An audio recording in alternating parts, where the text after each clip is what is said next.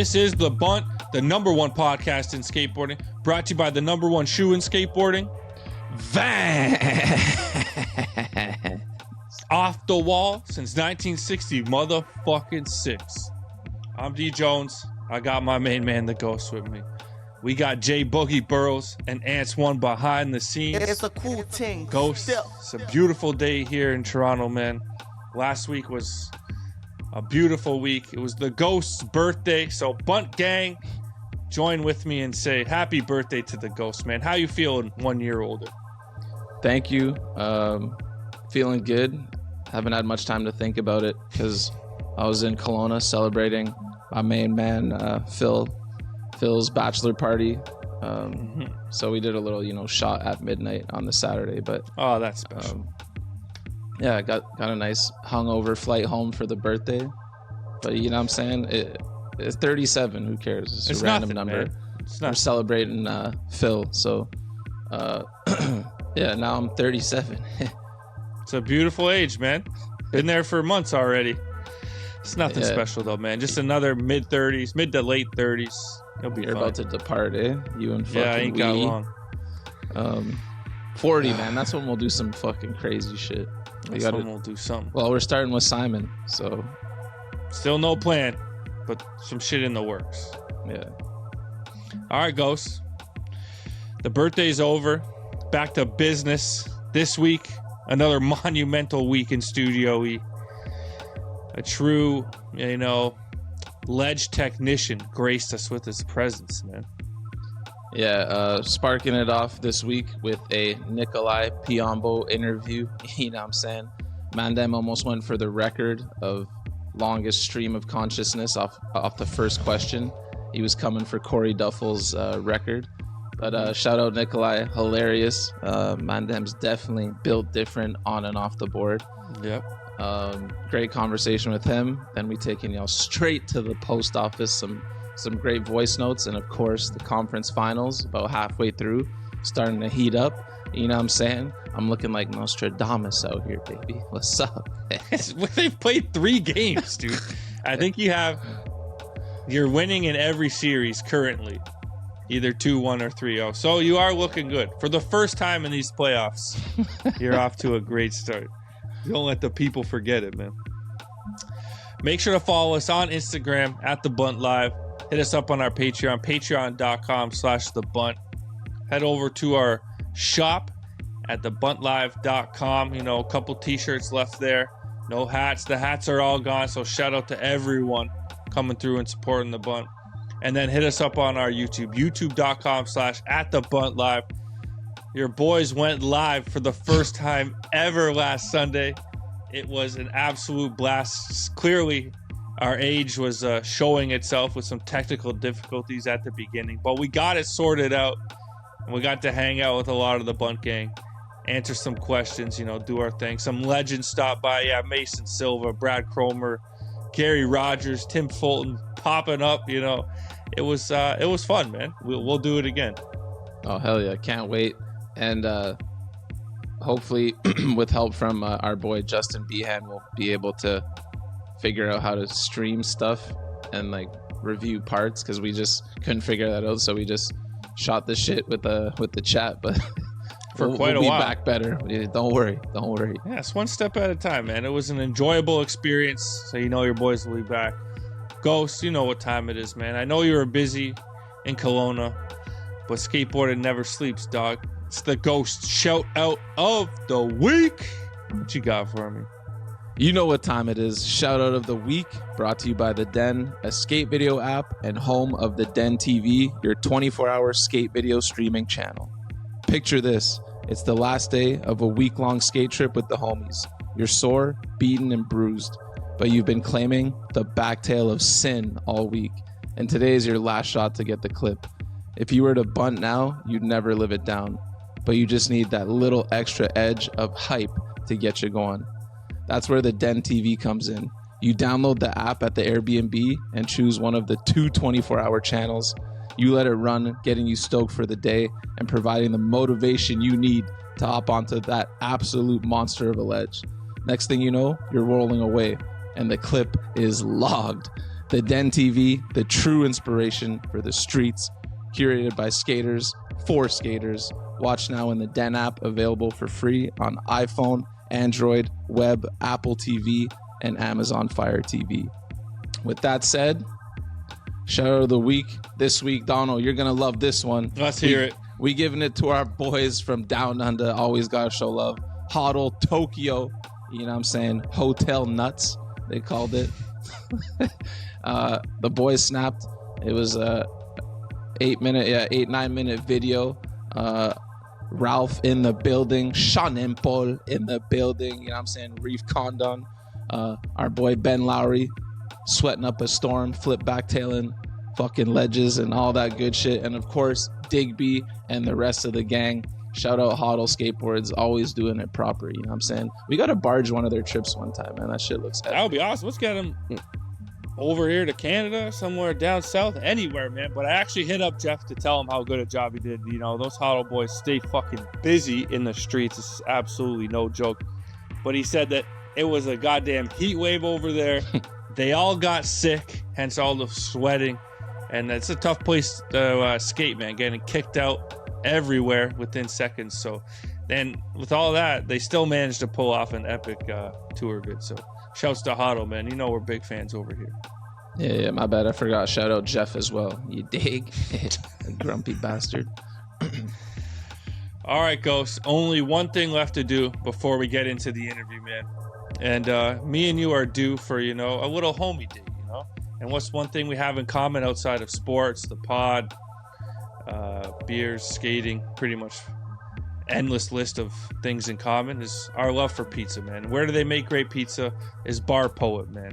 Dover Court in Queens. Sometimes, there can be a little bit of a wait, but that just means it's worth it, man. The patio's popping. Me and you are going to be sitting back, order a couple pizzas, a couple cold Beamers, the coldest beer in the world, the only buzz, the true buzz, the great Canadian buzz. Get your Beamer beers at Bar Poet this summer, man. Damn. That was a professional ad right there, man. We should snip that, throw it on the Instagram. Yeah, I'm saying. Just run that in the rest of the episodes. So we don't have to come up with that again. You know what I'm saying? But let's get it popping. Nikolai Piombo in the building. It's interview time, man.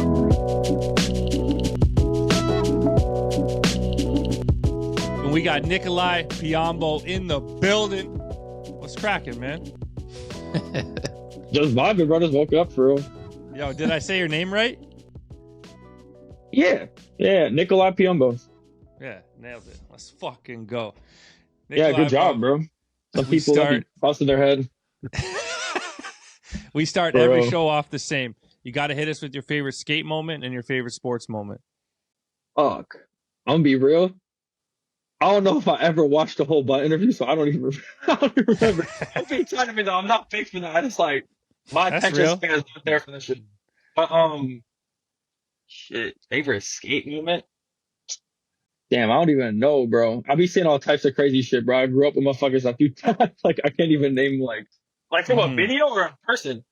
Whatever, something you experienced maybe, or just something that sticks out. I mean, shit, maybe Foy front crooking El Toro first try or some shit. That's some shit. Yeah, that would be up there. I wasn't there, but that's probably the only thing I wasn't there for at that time. Fuck, but shit. That's crazy. And sports, shit. Probably when they just caught LeBron fucking peeping when he faked a fall or some shit. That shit was wrong. Yo, that was so They caught him slipping, bro. He went like this. He said, bro, you're not slick, bro. You're not slick, bro. He began Dude, didn't you see him? He was limping coming out of the game. Now he's claiming he has a MCL sprain. Fuck out of here, man. This guy's, I would believe it because he's an old head, but he's Debo. There's no way, bro. There's no way. He's the most cap person of all time. Bro, one time he laid on the ground for 5 minutes after he bumped into a ref who was 5'10", little skinny ref. Hey, y'all be ball. Hey, I'll play basketball. I think it's cool, whatever. I'll watch some shit, but my little brother is obsessed with that shit, gang. When we're gonna go to the Bunt gym because he really played ball, and he's a little taller than me, but he's my brother. Kind of looks similar. But when I couldn't go to the Bunt gym, I was like, bro. I was like, Grant, I'll fly my brother there. Y'all will win. I was like, he's actually good. None of y'all play basketball, and he's like. He's just making fun of me. He's like, oh, he got money now? Get him an Airbnb too. I was like, Bro, what? I'm trying to help you, bitch. Yeah. What the fuck? I was like, bro, if anything, it'd be Exactly. on fucking brand for a weekend to do some shit like that. It'd be funny. Put them in fucking makeup. They're gonna be like, oh, Nikolai Rock basketball. Like, nah. But yeah, hey, next year I'm trying to make him slide. He wanted to come so bad, bro. Grant fake. Does he skate though? Yeah, he's raw at skating. He one of those people that get good at shit just to be toxic, bro. He just trying to tell people he better. Or like skating shit, he just like, I'll beat anyone that's gonna, I don't care. Like that's why when Knock beats him, he'll just hard post my brother like on the ground sad and shit because I'm yeah. Oh shit. I'm bringing him like, he got a baller. Y'all wanna fuck with him, bro. So Nikolai, take us back to the beginning, man. Where'd you grow up and how'd you get into skating? Well, I was born in Miami and I lived there until I was like 11 or 12 or some shit. And then my dad always stayed there. My parents were separated. So I was with my mom and like my stepdad moved all over Florida. So like I moved from like Miami to like fucking bumfuck middle of nowhere, like Fort Pierce, like redneck weird shit. And then fucking moved. So being from the most like every type of person around me to just like weird ass middle of Florida, like what the fuck. And then at that time I was jit. So I wasn't really skating. I was just like, this sucks. And then I think I moved to Jupiter after that or Stewart or some shit. And it's kind of a little more south, but it's like I met Zion, he's like 11. And then I meet all these other people, like Florida people that I know now, but I don't know. All this shit, I moved everywhere. And it's like kind of some weird shit that like made sense. Like I met everyone I skate with now. And then I moved to fucking from Jupiter to like Pompano. And I lived in Pompano for like 5-6 years. And then I meet Jamie, fucking Marcos when he's a little kid, fucking just all those people, Christian Henry, fucking all those people that skate Ramp 48, all that shit in Pompano, I met them around that time. And then I moved to Boca, I went to high school there, and I met like Sean O'Connor, like Southside Skates for Death Wish, and like Josh Douglas, a couple other people that just lived there, Pedro Delfino, and then went to high school there. And then my mom moved back to Miami, like right when I was finished with high school and shit. But at that time, basically like I get knee surgery when I'm like 18 or some shit. I was skating Tampa Park with like Floyd and everyone. Went for some like, I don't know, one of those like all ages contests or some shit, but I never really skated contests, but I like skating the park and shit. So I was just like practicing a run. It was like my first time skating a contest, gang. So I'm trying to figure out a little run. And then at the end of my run, backspinning like the handrail. And then I was doing it over and over, but I was just like tall, skinny, no muscle. I was just shit, bro. And I was like tall. Damn near how like Reza's built now is how I was when I was like shit. Like I'm telling you though, like he's a little more like built than I was. I was really just like skinny as like, I fucking go to backspin the rail, I'm like exhausted. I remember just hitting my kingpin, jump to my front foot, knee just like done. And then I tried to stand out, shit like came out again, and I was just like done up. And then got an MRI to like tore ACL, whatever. In my head I was like, bitch, what just happened to me? I'll never skate again. Like what? You know what I mean? And then I do the ACL shit. That shit sucked. And then right when I was finishing my recovery, all my homies just moved to LB. And I'd never even been to California. I was just like, fuck it. So I just slid. And then because Foy and all them kind of got the house all set up and shit. We're bros. Living, I think there was like 9 of us in like a 2-bedroom, 1 bathroom. It was fuck. It was like, I think it was like Foy and like Mikey Glover in one room. And then me and Josh Douglas in the other room. And then like just so many people. Like D'Lo slept behind the couch under the AC. Pedro slept like on the floor. Christian slept on the floor. Taylin slept like in the floor. Bro, it's just like fuck. I think Pedro slept in the closet. Like it was fuck. The bathroom was everywhere, death, bro. Hey, the bathroom was death, bro. I was not trying to go in that shit.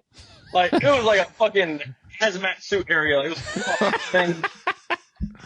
Yeah. Basically, like we all moved there. Whatever. Everyone starts going up crazy. Like Floyd starts going off, and then everyone like Ish and Tyson were there already, but they already had their whole kind of shit set up. At least from my eyes, like I don't know, Tyson was all locked in with whatever the fuck he was doing. So I'm just like kind of gets to a point where like, and mind you, when my knee was fucked up, I was just filming the homies because like I wasn't just not going around skating. Like I was filming edits of my friends. And then I moved to LP. I'm like skating Cherry Park and shit. And then Tyson's like, "Hey, you're a filmer or some shit, right?" I was like, "What?" I was like, "No." I was like, "What the fuck?" Like, bro, I hurt my knee. I was just filming my friends. Like, what do you mean? He's like, "What?" And then I was skating around them a bunch, and then like, "What the fuck?" Like, he can actually skate though, and all this shit. I was like, "Bro, I'm not a filmer. Like, what? Like, I'm not a filmer." And then I don't know. Time just went on. Oh no, I see everyone turn pro. And I was just like, not really tweaking, but in my head, I was just like, I'm not raw enough. Like these fools are deaf. I'll skate some real. Like, boy used to force me to skate certain shit, but like now it's just like he still be trying me. It's like, bro, like, oh, like I'm not doing that. Like, bro, it's like certain real shit. I don't know. I can skate flat bars like handicap versus shit or just weird shit. I'm not skating some big ass rope, bro. You get there and like in your mind, like, surely I could do something, but like, will you though? Actually, I'm That's not. the question. I'm scared, gang. I'm not doing that shit, bro. Those fools are not scared, bro. That's why I'm just seeing that shit. I'm numb to that shit. So Yeah, let him have it, just bro. I'm gonna do my little shit, fuck it, and then I was doing my shit, kind of start skating for weekend and shit. I think that day. Alright, so I do my knee again, bro. This is like when I moved there, I'm feeling for some Is it shit. the same knee or the other one? Other knee. But then when I did my PT in Florida, it was like, dude, it was so bad. Like, they're only working my leg out, and I'm doing the same workout as like some old head next to me. So it's just like, I was like, what am I really doing? I had all this shit like muscle atrophy because like it was hard to build muscle on that leg because the therapy was shit that I did. And then I did my right side, and then Shane Hale's like, yo, I got this dude's gonna take care of you. His name's Dr. Ed. He's like, hit him up. And little do I know, it's like this dude P-Rod's been going through for like 16 years or some crazy shit. Like this dude's mad smart and he knows all about skating and all this shit. So the first day I'm there, he's like, let me see your clips, whatever. I start laughing. I'm like, why? He's like, nah, I just want to see some shit. And he's like, oh, I know why you keep fucking your knees up. I was like, why? He's like, dude, you're like super, like, you're like mad knock knee. Like when you land, he's like, that's so like, you're just breaking down your hips, your knees, and your ankles like every time you skate. He's like, you skate every day? I was like, yeah, I try to. He's like, you're just breaking yourself down over and over and over. Like there's no buildup. He's like, just knees, hips, ankles, taking all the impact. But I did the surgery and then starting from scratch from when I could walk, he like rebuilt my body's mechanics on how I take impact and then got my whole body strong and just gave me knowledge and shit. But now it's like I skate kind of better than I ever have. And I don't know, my knees are fixed, I guess. I don't know. And like just the don't way they take rebuilt the impact shit is like, I'll pop a little knock knee just because that's how I always skated. But like when I land normal. Like my knees are not hitting or no shit like that. You know what I mean? Mm-hmm. That's some like you're tall and your muscles haven't caught up shit. And there's just like some imbalance. Like that shit's like not good. That's why I be seeing some homies saying like shit. I'm like, shit, it's a matter of time. I'm like, gotta be careful. You need to spread the info, dude. Shit. So the doctor basically called you Kenny Smith on a skateboard, eh? But, I mean, shit. Bro got me right. Oh, a lot to bro, for real. Now I just like do a lot of PT and shit. Just invest in my body so I could do more. Because if not, y'all just see me do weak shit because my body doesn't work. I'm just trying to get my shit right, bro. Because if I don't do shit, my knees be hurting. I'm tall. no more I'm about to be an impact. old head. Yeah, bro. I'm close to being an old head, bro. Got scared. Right. 28, Dude, you bro. That see shit what coming Reynolds is soon. doing, bro? You got lots of No, time. that's the thing, bro. I'll be skating with old head. I mean, Shire too. Shire's 50. He skates more than like half the Adidas team. Joel Meinholz, when I'm in Miami, he 50. That fool's not real. He skates more than half those kids. So it's like, Yeah. You're good. I seen Joel roll his ankle, bro. Hey, we're skating I was with Grant. We're on some weekend trip in Miami. And like that board slide Joel just did, bro. He's been trying it for like 12 years or some shit. And like every year Grant went, like for 8 years straight, he would film Joel try it. And like, bro, What, the we go to crazy a one spot up? before. The one that up goes one? up, flat, and then down. Yeah, that was G as hell. Hey, now the funniest shit happened when we were there, like on a session. Low key, he did it better than like the one he just did, the one that came out in some other video. Like, bro, he went up, across, down. Tanner Brzezinski could vouch, bro. He was there too. We were talking about this shit the other day. Cause I told him, I was like, bro, he did it after 12 years, like finally. And then it like, I don't know. But the one he did, bro, he went up, across, down, and then slid like 10 feet and like came off and like, there's a curb right next to it. So he came off and like, was like leaning on his toes to like come off the curb, you know what I mean? And like right when he landed, he goes like this. And like right when he rolls off the curb, he gets wheel bite and falls and he just goes straight to Oh, shit. I was like, yo, bro, I never Damn. seen some shit like that. I never seen that celebration and then The devastation, Oh, bro. shit. Yeah, That's triple OG savage. like, legend. I just want to use that one. Fuck it, bro. Yeah. Oh, what I was gonna say is we're at some bear trap like outledge. It's like at that other MLK Plaza in Miami. It's like these blocks. Bro, he tries to front board fake it. Oh, pulls the fuck out of his ankle. No cap, I swear to God. This fool kicks his leg out, shakes his ankle, does it the next try. I was like, what? I was like, bro, what the fuck? That's what I'm saying, bro. If he's an old head and he can do that shit, hey, bro, I aspire to be that raw when I'm an old head, Joel. No cap, bro. You can go. I'm trying to be like you. He's a legend. So, Yeah, bro, Nikolai, I'm trying to be raw when I'm 50. what would you consider your first big break in the skate industry? Well, when we moved, I had a rich homie from Florida I'd hang out with during my knee shit. And it was perfect because he didn't really skate. So I could escape skate shit. But he just played video games and smoked insane amounts of weed. So, like, he's low-key the one that put me on this toxic habit of, like, smoking so much. Because, like, you know, people be smoking before I smoke a lot. Like, whatever. But it's his fault. But I'm over there playing video games with him, chilling shit. I go to LB. He's supposed to do some other shit. Fool randomly just spawns in LA. He's like, I'm moving here, whatever. Hits me up. He's like, yo, I have no friends here. Like, are you trying to live with me? And I was like, nah, I'm not. I can't pay wherever the fuck you go live. I was like, bro, my rent's like $200 a month. Like, I can't, like, I don't know, like, what, like, I know what you're trying to do, and I can't do that, bro. He's like, I got you. You're my homie, blah, blah, blah. You're my only friend out here, whatever. So in my head, I was like, all right, whatever, fuck it. So, like, we go over there, and, like, he was, like, fucked up rich, like, this full, like, infinite money glitch. Like, he was trying to make music and shit. He'd, like, ask us to roll up for him or whatever, just give us rent, like, hundreds of dollars, just to, like, do nothing. Just chilling, smoking za, like, whatever. And then end up in Hollywood, living on, like, the stars, kind of, some apartment building. And right around that time, I was skating with Beagle a lot and Jamie. And then J-Bone and Brian Herman lived in, like, Hollywood, in, like, Donut. It was mad close to where I lived, so, like, I was skating with them, and then I would kind of just skate down the street and link up with them and hop in the van and start skating with them a lot. And Beagle would hit me up to skate, but I swear he was hitting me up just to roll up for a certain amount, because, like, he couldn't roll up and he knew I could scroll. So, like, before I was one shake shot, bro, we're living in Long Beach. He hit me up like, hey, what's up, Nikolai? I'm Ubering kind of, like, near you. Like, you trying to roll up? Like, whatever. I was like, yeah, whatever. You pull up, smoke za with us, whatever.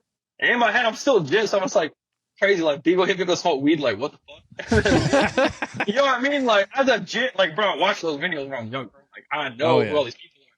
So, like, I'm meeting all these people, like, oh, kind of off rip. Like, right when I start skating streets a lot.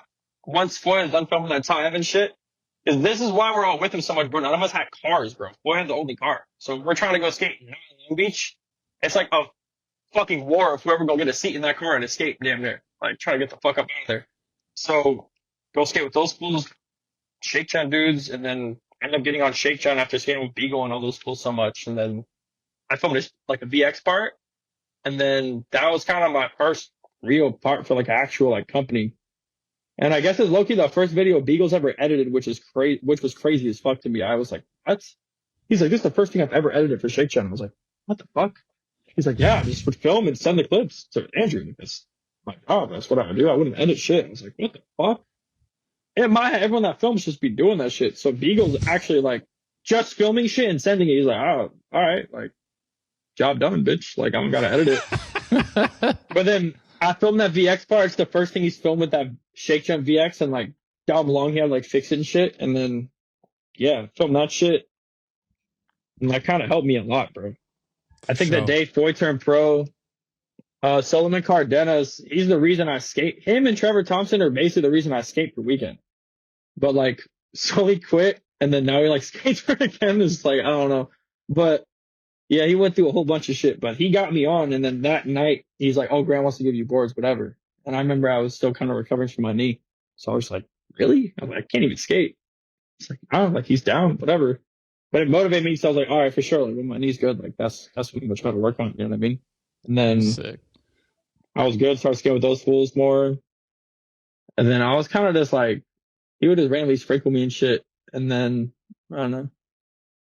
Just kept kind of trying to do my own shit. I was going to film a part with them. And then he's like, I think we should scrap this part and just, like, I want to put out, like, 5 edits for weekend and just have you prevalent and everything. To, like, have people, you know, see your name, figure out who you are, all this shit. And he's like, put you in skits. Make kids try to fuck with you for who you are. He's like, that shit will help more than just skating. So it puts me in skits. I mean, he writes out lines for me to say, but usually it's like he's saying every fucking stupid word I say in like one sentence. I'm like, bro, I literally would never say that. So like, I'm like, I'll say it my own way. I get what you're trying to say. I'll like do my own shit. But like, basically, I'm literally just being myself. So it's like, people are like, oh, you're so good. You're like actually acting. I'm like, bitch, I'm literally being myself. You just tell me what to say. Like, I'm not doing, like, I'm not like acting like not me. So it's like not really acting. Like, I'm not trying to act like some British dude or some shit. Like, that's acting. You know what I mean? But, Bro, let's hear your British accent if you had to do one, man. hell no. Come on. Give us a little acting. No. Y'all ain't gonna get me with that shit. No. So before you were properly sponsored and shit, you were on the struggle just trying to get by. Do you have any tricks of the trade? How were you getting by month to month once you moved to LA? What were some of the tricks, man? Hey, I'm gonna be real. I know how I made it this long here, bro, because I was dumb. Like, this shit not for the weak, bro. If you really come in here and you don't got like your family don't got bread, you better lock in, bro. This shit is not for the weak, bro. Like, I mean, either you're gonna have to work a job that's gonna nerf your skating abilities, or you're gonna find some shit that works. And like, basically, I was living with a rich homie for a minute, and then that helped me like do my shit. But I'm stupid as fuck. I was just skating. I could have worked and saved bread. Like, I wasn't paying rent, and now I'm just like, damn. But fuck it. I mean, I made some money while I was doing all that shit, but still, I was just like, fuck. And then survived that money for a little bit, and then basically the last 3 years were fucked, bro. Because it was like traveling was kicking up a lot, and I like wasn't getting money. So I was just like, and then my dad's like 75. He don't look like an old head, but he has the mindset, bro. He's just like always wanted to play soccer and shit because he's Argentinian, and like my cousin played for Spain, and he's from Buenos Aires, so he's like, that side of my family's psycho about soccer. So he's trying to force me to do that shit. So I played that shit my whole childhood and then started skating. He's like, what? You're going to be a bum. Blah, blah, saying all this shit. Like, what? You're going to be a bum. You're going to be homeless. You're going to be smelly and no one going to fuck with you. I was like, what? What? Like, what the fuck? For sure, bro. Like, I was like, all right, for sure, bro. And then my mom's mad, like, supportive. So it was like different. But whatever. Basically, I'm getting pressed by my fucking dad every week about how I'm a bum and what I'm gonna do with my life. So it's like, my mom's like, bro, you've been doing this for long enough. Like, just make it worth it, bro. You're doing what you love. Just, try your hardest. And, at least when you look back that you tried your hardest. So even if it don't work, you can live with yourself. You know what I mean? I was like, fuck it. You're right. So started doing that. I was kind of in a fucked up headspace for a minute. But once I was like, I said the last 3 years, like, I had some fucked up girlfriend. I have homies passing away and shit. My old roommate got killed. And then it was just like a bunch of gnarly shit. And I was kind of like depressed and shit. And then, his shot is basically like, yo, you're one of my favorite skaters, bro. If you really take this serious, like if you skate, he's like, when were you like getting better at skating when you're young? I was like, I'd go to like this skate park in Florida and I'd skate for like 6 hours. And the park it's called Bunt Park. It's like kind of like a fake hockey rink. It's like gray. There's a shit ton of like ledges and obstacles and shit, but the park has mad flow, so you could literally just skate a bunch of shit in circles and just keep going. So I was like, bro, I'd skate for like 6-8 hours all day just in circles, just keep going, trying to learn shit. He's like, do that same shit every day, no cap. And then that's when we start talking about the XP shit. He's like, bitch, this shit's like a video game. Like, the more you're on your board, bro, the more your shit goes up. It doesn't matter if you're doing the same tricks, whatever. He's like, skaters be in their head blocking motion for themselves. Like, bro, none of that shit matters. If you're on your board, you're getting better at skating. Like, you're getting board control if you're on your board. Because boards be like, I only do this, I don't even want to skate. It's like they're unmotivating themselves. But like, bro, if you just skate and have fun, you're just doing whatever the fuck you're good at. You're getting better at other shit collectively without realizing it because you're just on your board.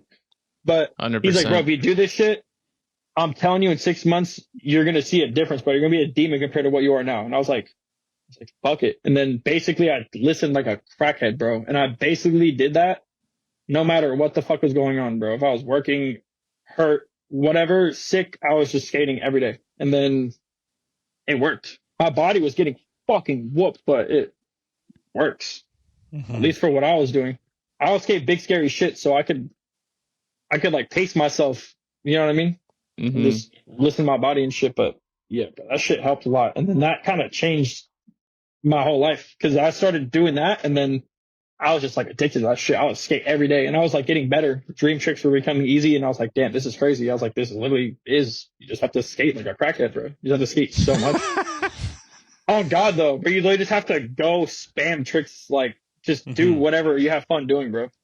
As much as you fucking can, and then don't care what people think about the posting shit either. It's just like, bro, all that shit matters.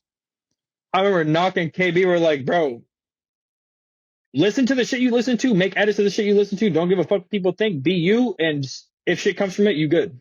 And basically, it's like, bro, if you try to not be yourself, you're gonna feel crazy as fuck. You're probably gonna be depressed. So just be yourself and fucking have fun. Shit, you see me being myself. I like smoking weed, playing video games, and skating, gang. That's basically all I do. That and like PT. Oh God, though, it's like I don't really be doing much, bro. Yeah. Yo, Grant said he might not want to build a case, but he had a pretty wild routine for stealing food to get by, man. You want to elaborate on the routine? Yeah, so I didn't even get to that point yet because I'm not trying to get kids to like. And the fucked up thing is, bro, one of my homies is like a federal agent or some shit, bro. Because someone posted this quote in Thrasher, and I was like, ah, y'all fucking weird for that, bro. I was like, that's actually crazy. It's funny, but like, bro, what? You're gonna get me booked? Like, wow. I don't think you're gonna get booked. I mean, I hope not. But like, bro, I was fucked. I had no bread. And then basically I worked a valet job in the meantime of all this shit because it's the only job I could work where I wouldn't get fired if I went on a trip. Because basically I was looking for all these jobs. I'm like, hey, every month or 2 months, I'll probably leave for like 2 weeks and come back. Like I have to. It's like basically my other job, I'm not getting paid. It's just like a painful internship. I was like, I'm not like, this shit matters to me, so I have to prioritize. Painful internship.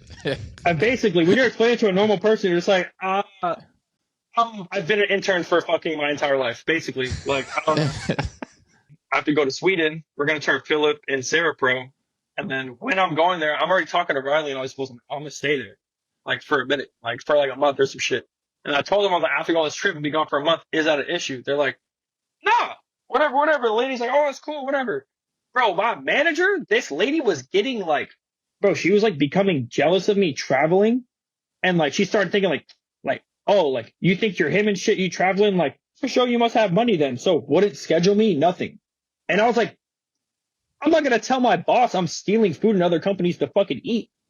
Like, other countries to eat. You know what I mean? Like, what the fuck? Like, I'm not going to air myself out like that, make myself look like a bum or some shit. But I was like, bro, like, I'm not like crossing my feet on a beach having fun. I'm like fucking having mental warfare every fucking day with myself. Like, bro, it's not what you think. And then... Bro, basically, I get back, or when I'm in Sweden, HR calls me and they're like, hey, we're just wondering, like, where have you been? I was like, what? Like, bro, I told my manager I was leaving a month in advance. She said she was like, it was fine. There's no issue. I was like, I actually have text messages. Like, I have proof. They're like, I was like, actually, this is sounding like she didn't tell y'all and is like blaming me because she fucked up and didn't tell you. And they're like, yeah, that kind of seems like that might be what's happening. And I was like, yeah. So like, what the fuck? And then I get back and the lady wouldn't respond to me acting brand new. Damn near like if your girlfriend's mad at you or some shit, like just start acting like brand new, bro. I was like, what the fuck? Like not responding to me and shit. And then just saying like, oh, like basically text me after 2 weeks and not respond to me. And I'm like trying to work. So I'm finally home and she's like, I'm no longer your manager. I remember I was just like, LMAO, like, when were you planning on telling me that? Like, what the fuck? Like, and then basically she's just like, oh, like, you mad disrespectful, like, saying, like, profanity in the text messages. I was like, bro, you're, like, single-handedly, like, squeezing the life out of my, like, life, bro. I have no bread. Like, what the fuck? You're, like, making me a criminal. I have to, like, go steal food to eat. Like, that's fucked. And basically, like, and then listen to this, but it's like God telling me, like, to skate and not work is actually fucked. Like, I was getting all these, like, not some supernatural bullshit, but, like, bro, I listen to signs and shit. Like, I go with the flow of shit. So, like, bro, every time I try to work, it'd be like some insane shit would happen and they'd just dub me. And then I finally get a day to work at some other hotel next to, like, the Staples Center. And it's some company that works for all these hotels. So they just give you shifts. You know what I mean? Mm-hmm. Bro, I go to work this place. It's mad confusing. There's, like, all these levels in the garage and some are for different buildings and shit. I'm parking cars and shit. The first car I go to bring back to a person, bro, this lady's car was like fighting for its life, bro. Like I turned this shit on. And in my head, I'm like, oh, nah, not me, bro. Like, not me. Immediately, I'm like, this shit feel weird. And then the lady that was training me for that location just left. And she's like, oh, yeah, you're good, whatever. And I didn't know where anything was. So, like, I stopped, and I'm not wearing, like, their uniform. So I just have, like, a collar shirt on and shit. I'm like, yo, where do I bring this car to this person? Like, I don't know what floor it is. And they're like, who are you? Like, how do you have this car? I was like, what? I was like, bro, I'm working here. What are you talking about? And they're like, how do you work here? Like, you have to prove whatever. I was like, bro, where do I bring this car? I started getting mad. I was like, where the fuck do I bring this car, bro? Like, getting me tight. Like, they didn't tell me where to bring this. And then, like, just bring it right there. Like, we'll figure it out. And then the lady comes up while I'm arguing with these people. I'm like, bro, you just left me. I don't know where anything is. These people think I, like, stole this car. Like, bro, what the fuck? And then they're like, just park it right here. I go to park it right there. Hey, bro, when I pressed the gas in the shit, it literally felt like I was rolling over speed bumps, but there's nothing there. The car's just glitching. I'm like, what the fuck? I was like, nah, not me, but there's no way. So, like, bro, basically, the shit stops. Like, they're like, pull it up more. I was like, bro, this car's fucked. I'm not driving this, bro. It's like glitching. I get out of the car. Bro, there's like a 10-foot puddle, just like liquid around the car. I was like, nah. I was like, nah, bro. I did not do this. Like, that's fucked. And then I talked to the manager, and I was like, bro, this lady's Buick just like fucking exploded. Like, I didn't do anything. And he's like, it's a Buick. That's a piece of shit. I believe it, saying all this shit. And I was like, fuck. Like, hopefully this dude's a normal person that can help me. I'm just like this, dude. I'm like, fucking please. So I go up there and like show him it, and he's like, oh man, this car's a piece of shit. Like, oh, that's transmission fluid everywhere. Like, her shit's fucked up. I was like, this shit was not me, bro. Later on in the day, I'm hearing all these other people, like random works that come up to me, like, hey, bro, we heard you crashed a car or some shit. I was like, nah. That second, I was like, it's clipped. They'll never hit me up to come here ever again. I was like, I literally didn't even do anything. Done. And then after that clip, just damn near no job. And then I was begging Grant. I was like, please let me work the warehouse, bro. He's like, can't do it. He's like, that's a bad look for the company. I was like, what the fuck? I was like, bro, it's so down bad. Like, please, bro. Like, so fucked. And then Bad look for the company is savage. oh fuck. And then basically I'm like, J-Bone's like, oh, he's like, hit up Drew at Baker Boys. Like, they could probably get you right, whatever. So I start working at Baker a little bit. And it's godly because I'm just like skating in the park, and then I go in there, fucking pack boxes, whatever. Just go back out. But then, bro, to eat, like, every day, I would just steal from different Whole Foods. Like, it was fucked. Like, I had no choice. Like, because there was some law where you could steal up to, like, a band and it's not illegal. So I was just like, fuck it, bro. And I had to show my skin, like, if I eat like shit, or I'm like stressed as fuck, or I sleep like shit, or I have an infection, I have like this autoimmune shit like psoriasis. So my bro turned to like a Call of Duty zombie, like no cap, like all over my body. And then it's like I came to this point, I was like, all right, bro, I have to eat healthy. I need to be taking these vitamins and shit. I need like lotion. I have like a fucking skin routine and all this shit. I was like, this is fucked. I need to like, I was like, I have no bread, so I would go there, just violate, bro. Like I'd get eats or like fucking wellness, fucking vitamins, fucking the shit. I mean, I was like, bro, I'm fucked. Like, I was like, bro, I'm gonna eat, bro. I don't give a fuck. Like, I'm gonna eat, bro. I was like, I have no choice. Like, Down bad, but you still gotta eat fancy. I love that. The wellness. I mean, shit. I'm trying to be an athlete, bro. My body can't run off fucking shit. This shit hurts, bro. So I'm like, oh, like. But hey, bro, right when it was damn near all over, Pete and Paul hit me up. And they're like, hey, we gotta have lunch like tomorrow morning. We gotta talk, whatever. Man, I was tweaking. I was like, bro, either gonna tell me it's clipped for me or it's up. Like, and I don't know what they're gonna say. Cause like the whole year, they're like, we can't say if it's gonna happen. I like can't say shit. Like, in my head, I'm like, man, fuck it. I don't know. I'm just gonna skate and do my shit. There's nothing I can do. Like, I really don't. Like, I'm not even stressed about the shit. Like, whatever, bro. And all those fools are my friends too. So I was just skating with them, having fun, whatever. And I was skating with Deezer a lot in LA. He's like the LA filmer, and I was filming like so much with him. And then I was just like, shit, if I get on, I'm gonna have mad clips. If not, fuck it. I have a fucking free skate mag part or some shit. I don't know, something. Like, fuck it. And then by the grace of God, bro, these fools were fucking with me though, because they're my homies, bro. It was their only chance to like really try to fuck with me. So like we go to lunch and like, bro, for like an hour, we're just talking about bullshit. And in my head, bro, I start tweaking like, bro, what is this? Are these people gonna tell me? Like, what's going on, bro? And then he like went to the bathroom. He came back and he's like, all right, let's get to it. And he's like, basically, he's like, bro, so like, we tried, bro. Like, we tried our fucking hardest, bro, for like 3 years. He's like, bro, last year, every meeting, bro, we're all saying our name. Like, we literally did everything we could do. And then he's like, he's not saying shit. It's just like silence. And in my head, I'm like this. I'm like, bitch, like, is it clip for me? Like, bro, tell me, like, yes or no. Like, at this point, like, fuck, I don't care, but just tell me. And then they're like, but we did it. And I was like, fuck, yo. shit. I was like, fuck. You done been through enough, bro. Shit. I was like, bro, fuck. I was like, oh my God. And then, bro, that whole day, I just felt insane, bro. It felt like I beat, like, some unbeatable level of a fucking game. I've been trying to You're like, I can finally pay for Whole Foods.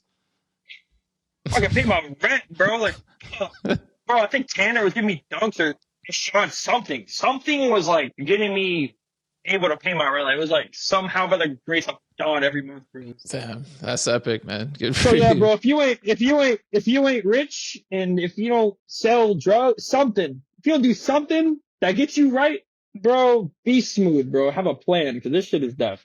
This shit made to have you be homeless, bro. At least in LA. Mm-hmm. Okay, so I want to rewind back just to your pops for a second because soccer family. Yeah. Once you get an Adidas contract, though, does your pops change his tune a little bit? That's also like such a soccer brand. Hey, so this is some funny now he's shit. asking for shoes, I bet. So hear me out. So basically, I'm getting pressed by him, bro, making me feel like a scrub, like something different. Like maybe feel like a scrub all the time. Bro, I hit him up and I was like, yo, like I got a contract, like finally saying all this shit. He's like, what? Like on some classic all head shit. Don't sign nothing until I see it. All that shit. I was like, I'm gonna say one thing. Your opinion does not fucking matter for this shit, man. God. This guy wanted to look it over. Yeah, and then he looked at it, and then on the phone, like that silence had me cooked, bro. I was laughing so hard because he was reading it, and then he read it, and like literally didn't say anything for like 30 seconds, but that's a long 30 seconds, bro. When you're on the phone, you're like, oh, Yeah. what the fuck? Like, he's like being quiet. I'm like, so, like, are you fucking proud of me, bitch? Like, what? Like, what's your vibe? Like, he's just like, oh, I just never thought it could be like this. Like, I don't know. I was like, bitch, I told you. I was like, you don't want to believe in me? I was like, that's crazy, bro. That's like crazy, bro. You didn't want to believe in me? Damn, bro. I told Boozes this shit, he was weak. Because I was on this trip, and like, it was like right when, after I signed the contract. But I didn't even have money yet, because it took a minute for me to like get my first payment. But basically, my dad's like, he hits me up, he's like, hey man, you gotta at least send me $1,000. That's the least you owe me. All the shit on this shit. I was like, yo, what? I was like, what the fuck? Yo, you're bugging. I was like, bro, you're bugging, bro. He's like, I gotta meet this guy. He's like, you gotta pay me back, bro. Like, see all the shit. I was like, what? And Boozes was like, nah, that's lit. I'm gonna do that shit to my kids when they're 18. I was like, well, what the fuck? This guy asked for a one-time lump sum payment, bro. Oh, shit. What a legend.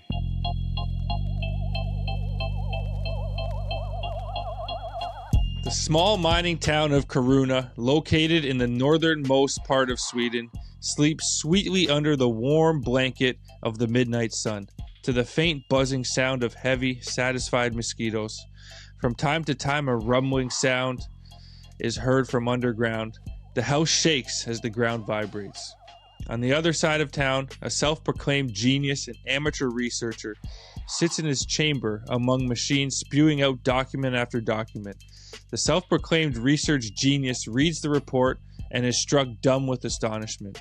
He has been right all along. The evil mining company has actually never been drilling for minerals and rare earth metals, but has instead, all these years, been working on building a Frankenstein-like monster created for one purpose only, to put an end to skateboarding. Luckily, the self-proclaimed research genius has prepared for this day and has built a secret weapon together with the finest concrete builder the world has to offer, Carl Astrom. According to his calculations, the only way to stop skateboarding scene-eating monster is to fill the 4-kilometer long and up to 120 meter wide mining pit with concrete, which creates a perfect kidney bowl. No sooner said than done. It works exactly as planned, and the monster disappears into the cold, dark depths. And the small mining town of Karuna is, because of the mining hole Kidney Bowl, declared the skateboard capital of the world. The houses of Karuna will continue to shake, but not because of an evil mind, because of happy grinds. Who is the self-proclaimed research genius? Bossy from Vishan Stixes. Who is his mother? CHPO brand, always giving birth to the people. The worldwide leader in sunglasses and watches. CHPO brand, always doing it for the people, doing it for skateboarding, and doing it for whoever needs help.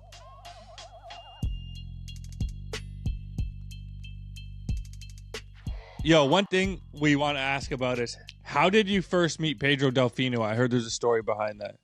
Yeah, he's a fucking psychopath, bro. I met him.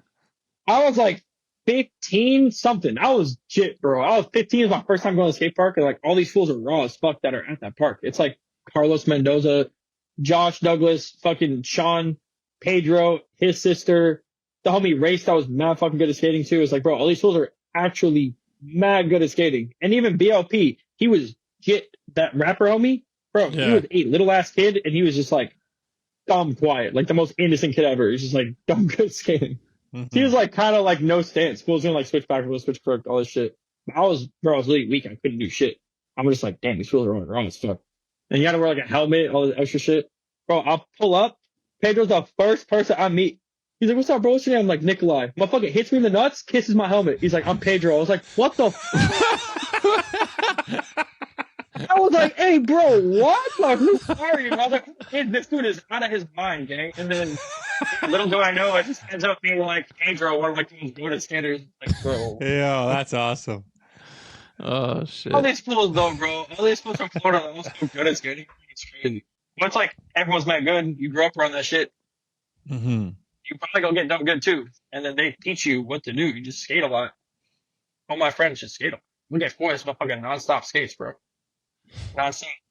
Motherfucker's rich. Crazy. He still risk his life. But you know, you really like this shit. Yeah. Crazy. No cap, bro. That fool rich and he'd be risking his life still, gang. That's something he married that's to something the to game. respect. Yeah, that shit different. But, so yeah, bro. you, Tanner, Riley, you know what I'm saying, new wave at weekend. You know what I'm saying? Eventually everyone gets aged out, but you guys are holding it down for the brand, keeping it popping. Hey, bro, we trying for real, bro. Riley's doing the impossible, bro. People here think he's losing his mind, but bro, that motherfucker had knee surgery. He tore his ACL. He can't skate. I know, he's more relevant now than when he could skate. Yeah, like, bro, people talking shit, bro. Y'all talking shit, man. It's amazing. Y'all gotta study his formula. Maybe not embarrass yourself as much, but he's good at it, bro. So it's Oh yeah, it's a plan. But it's like, all part of a plan. I've done my knee. I've seen other people do their knee. They just be recycling old clips. That shit kind of get annoying, but you feel bad for him. This motherfucker is just being funny, bro. They rolled into a real pissed himself. Like, bro, you know, everyone thought of that. Like, no one has done it, though. Like, bro. Once he starts posting skating again and the clips don't go as viral, like, he's going to be like, what the fuck do I do now, yo? Like, he can't miss right now. No, it's fucked. He's so down bad. He's like saying all this shit. He's like, I need bread. I'm like, bro, you have mass followers, bro. Rappers hitting you up for promo. Motherfucker, you better do something, bro. There's bread in your DMs. I better not see you working at that fucking skate shop, bro. That shit gotta be tight. I was like, bro, keep what? getting that Mountain Dew paper. Hey! But yo, Nikolai, take us back to turning pro, man. How'd that happen for you? Hey, I'm not gonna lie, that was one of like the worst days I had in a long time, bro. I'm not gonna lie. That shit was fucked, bro. Hey, and the shit he posted is not what happened, bro. That's not what happened, bro. Not what happened. He threw the Zaw shit in to like spin it, because I said he recorded these phone calls. I was saying crazy shit. He couldn't even make like a thing out of it, because like, bro, when he said he punked me, I don't think people understand what he really did, though. That whole piss bandit shit, that's real. He added fabrications to that story and planted a seed months before. And it was some diabolical shit, bro. Cause basically, he's like, oh, this dude's schizophrenic. He's crazy. He pisses on the shit every day. He took our camera. Like the video to do with the mask, he looks manny. That's all real. but he used that situation with his crazy ass brain to do what he did to me. So basically, he buys a hunting camera, puts it where the dude's been putting his fucking piss, and then basically, like, he's like, oh, like, we're gonna put this camera here and see what happens, whatever. The dude pulls up, they're at a fucking casino, like Grant's at a casino or some shit. He looks, he's like, no fucking way, like, says some shit off the, because you could talk through the camera, like a Ring camera or some shit. The dude looks up, it's like, what the fuck, grabs it, and then Grant sends in the group chat, like, bro, he stole the camera, like, fuck. Mind you, I live at Grant's old crib. Like, this used to be Grant's house, but he met his girl and shit, they all moved out, so now it's basically it's me, Zach Gracie, and my little brother. But, like, this is his old address. So he's like, yo, like all my past addresses are logged in this account. Like, he has all the addresses. He sent Derek, the other filmer that works with, like, Grant with, like, all the production shit. He's like, oh, he sent a package to his crib, and, like, it was all sketchy and shit. We had a biohazard team come and, like, clear the box and, like, all this shit. And, like, I guess that happened, but he fabricated it to sound wicked. Because what actually happened was the dude sent back the camera and was like, basically, like, he was weak. He's like, nah, I wish you the best on your filming career. He's like, whatever. He's like, actually, like, being a sweetheart about it. But, like, Grant's, like, schizophrenic. That's crazy. Like, if anyone pulls up to your crib, like, just know, like, he has your address. If you get any weird packages, like, saying all this shit. And then, bro, like, 4 or 5 months go by. And then, basically, the Adidas, like, social media guy hits me up. He's like, yo, Sam Navarre is gonna film a day in the life, and, like, Jen's not in town, like, which is, like, basically her best friend. She's always staying with her. She's like, but she wants you to come on her day in the life. And I was like, all right, for sure.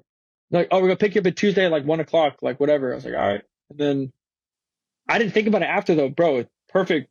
Fools are smart as fuck. Cause everyone's in on it. Adidas is in on it too. So basically, like, I thought about it after. I'm like, they picked me up. They control when I get back to my crib, and today in the life, they have an excuse to fucking film me all day. And it not be weird, you know what I mean? Yeah. And basically, like, I'm having all these my knee was in pain. I was having all this knee pain. So I was going to, like, Jessica's PT. I, like, spending all this bread in my knee, bro. Basically, I'm at this curb with them. I couldn't fakey crook the fucking curb without being in, like, pain. And I started tweaking. I'm like, bro, like, I called Jessica. I'm like, bro, my knee is busting. I'm spending all this bread. Like, what's going on, bro? Like, this ain't adding up. I'm like, bro, like, this shit hurts. And she's like, saying all this shit, and she's like, your day's about to get a lot better and all this shit. She's in on it too. Oh, and then shit. I didn't know any of this shit, but it's just funny because, like, I just somehow, like, did all this shit without thinking about it. But call her, I'm all pissed off. I'm like, give me all this brain. Why my knee hurt? Like, why my knee hurt? And then I can't skate. I'm all pissed about that. And then Ben's sitting here filming me, and I'm not really paying attention. Dart, my little brother, hits me up. He's like, yo, some sketchy ass box just got sent to the crib, bro. Like, what the fuck is this? And he sends me a photo, and it's like, oh, it's insane. It's like whatever the fuck was in that pro video, but, like, it is this big ass box, all these sketchy drawings on it, and there's, like, bro, there's, like, some spiral weird trippy bullshit some homeless person would write on a pole or some shit in LA, which is, like, on the box, and then there's an arrow pointing down, and there's, like, a dead body. And, like, a hole, and then, like, a clicking, like, a clock with a bomb next to it, and then, like, a smiley face at the bottom. I was like, bro, what the fuck? I seen it, I was like, that gotta be from the piss, dude. 100%. It says to Grant. And, bro, they poured, like, a WD-40 all over the box, so it looks like, bro, pissed all over the box. Like, it just looked gnarly. And then, basically, I'm not home, I'm skating a spot down the street, and, like, I hit up Grant, I'm like, alright, bro, like, that whole piss shit is funny, but, like, the fact it affected me is crazy, bro. Like, there's some insane box in front of my crib. He's like, what?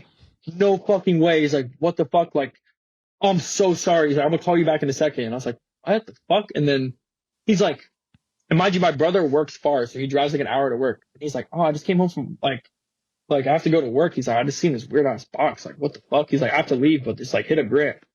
It's like, doing all this shit. I hit up Grant. He's like, I'm gonna have this biohazard team pull up. Like, they cleaned up like the box at Derek's crib last time, like, saying all this stuff. And then I'm like, all right, for sure, like, whatever. And then I start tripping because, like, bro, I'm in my crib by myself all the time. I'm from Florida. I'm used to weird shit fucking happening all the time. And, like, also I'm from Florida, bro. I'm used to, like, usually in a home, there's a gun. Like, people have something to protect themselves. You feel me? So, like, here, I'm like, I'm in LA. I don't know what to do. Like, do I buy a gun from someone? Like, what the fuck do I do? Like, I'm thinking all this shit. I'm like, bro, like what? I'm gonna have to crash out at my house and like move out and like deal with this legal shit, all this crazy shit I have to deal with because of this. I'm like so mad at Graham thinking about all this shit. I'm like, fuck. I'm like, this is like, I was already having a bad day, and then I got pushed to the point of like actually crashing out. So like, all this shit happens. I basically have to go back to my crib, and the biohazard team calls me, and like, you know when a number calls you, and it's like, basically like, what it thinks the number is under the number, like Apple guesses. It said like Los Angeles Department of Biohazard Waste. So I answered, and I'm like, hey, what's up? How you doing? He's like, hey, we need a signature to get on your property to clear this box. But he's like, your landlord Rod isn't answering the phone. He's out of town. Bro, name my landlord. So I'm like, I'm not questioning any of this shit. I think it's some real shit. So in my head, I'm like, hey, bro, I've never had to go through anything like this. Like, do whatever you got to do, bro. Like, if you need me to get a signature, I got you. It's fine. I don't care. He's like, all right, we're going to be at your house, but like, you can't come within 100 yards of your property, like by law, until we clear the package. It was like this super real shit. Like, it wasn't like, it didn't sound fake at all, bro. So he's saying all this shit. He's like, yeah, like, I need your signature, all this shit. So Sam parks up the street. The day the left dude's filming all this shit. I see it behind me. He's filming all this shit. But that didn't spark anything in my brain. And in my head, I'm just like, shit, he might as well film this in some crazy ass shit. Like, who would have thought? You know what I mean? I was like, it's her day in the life, and this fucking extra shit happens to me. We have to like drive back to my crib. I was like, bro, like, my bad. I just felt bad. I was like, fuck. Was her day in the life real? Nah, it was all fake. Yeah, it was fucked. So basically, all this shit happens. I get to my crib. There's caution tape all around my house. There's a team of like people in hazmat suits, like gearing up and shit. Like, it looks gnarly, bro. And then we're sitting in the car. Channel 4 news van pulls up. 2 dudes hop out. But it's funny. This is what actually kind of threw me off, though.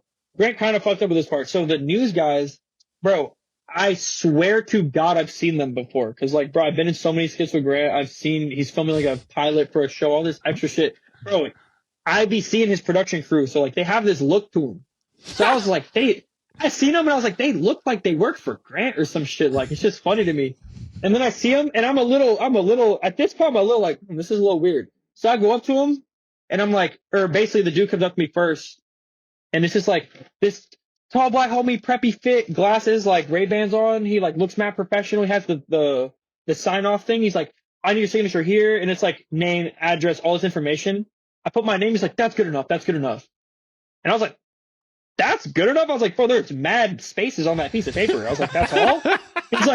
He's like, yeah, you good. Like, that's all you need. Like, it's all good. Like, don't worry. Like, trust me. And I was like, okay. And then he's like, don't go buy the house yet. I'll let you know when it's cleared. Just be safe. He's like, just be safe. Like, he kept saying, be safe. And in my head, I'm like, why the fuck you keep saying be safe? Like, you know what I mean? That shit was getting me tight. So, like, I hear that, and I'm like, bro, what? Like, what you mean be safe? Like, he kept saying it. And then I was like, fuck, whatever. He comes back. He's like, all right, like, it's starting to make clear. Like, you want to walk over here? Like, we could talk more about this. I was like, yeah, sure. And he's like, all right, so we just got the clear to like check the boxes and shit. But he's like, do you want to see what's inside, or like, do you even care? I was like, at first I was like, I'm gonna be real, nah. Like, I don't even give a fuck. Like, just get that shit out of here. And then I seen the news people, and I go up to him like, I'm a little skeptical. So I'm like, I live here. I found out 10 minutes ago. How the fuck y'all here already? How do you know? And he's like, oh, we're eating falafel down the street. We had a police scanner, like one of those like radio things. He's like, we just heard some weird shit, so we jumped at it. He's like, it's always usually the normal shit here, like homeless people, this, whatever. He's like, sketchy, mysterious box to a house, hazmat team. We're there. I was like, all right, shit, that kind of makes sense. So I'm just sitting there. I'm like, all right, yeah. So yeah, I'm fucking. Out. I mean, shit. Yeah, I was like, fuck. And then in my head, so the Grant thing before the piss shit actually ended up on the news, right? And the dude watched it. And that's why I said, like, oh, congrats on your filming careers, whatever to them. So, like, when I heard news, I was like, the Florida man in me wanted to crash out. Oh, God. So, like, literally, I was like, this gonna be in the news? He go see this shit? For sure. Film this shit. I was like, film me. And he's like, okay. And then I was like, Grant does not live here. I got nothing to do with that weird shit. Don't let me catch you at my crib. Please, like, don't come here. And then they're like, you here to hear, folks? Like, don't come here or some bullshit. And I was like, bro, what? And they're like, oh, like, do you want to see what's in the boxes? And I was like, oh, whatever, fuck it, yeah, bro. After this long ass day, fuck it, show me what's in the box. And they're like, bro, I walk up. So they put metal in the box, like trucks or some shit, and they had a metal detector. So it sounds like they're like waving it for like radiation or some crazy shit. Bro, it's sounding wicked. So like he's like, all right, it's all clear. You want to see what's in it? And I still hear all these many sounds. I was like, it don't sound like it's clear. I was like, that sounds like what the fuck? And he's like, no, it's all good. Like it's clear. They're just double checking. I was like, well, let them double check. What the fuck? That shit sounds like some shit in there. And then they open the box and like I see like the Primos on like a board.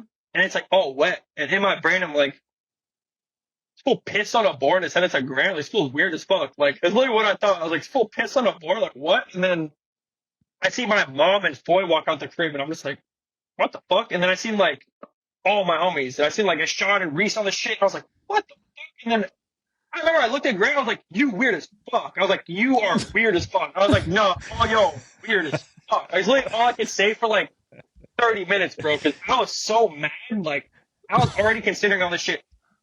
I have to, like, fucking, if the dude breaks my house with a weapon, I have to shoot this psychopath and then deal with the legal consequences, move out, potentially get kicked off Adidas. I was like, I'm fucked. Like, literally, my whole brain, I was like, this is literally, like, this bitch is gonna ruin my life. Like, he's gonna make me crash out, and it's gonna be over for me. And then, yeah, I see my mom, and I was like, bro, what the fuck? And I see the board, and, like, bro, it didn't even hit me till like a month after. I couldn't like take it in because I was just like so mad.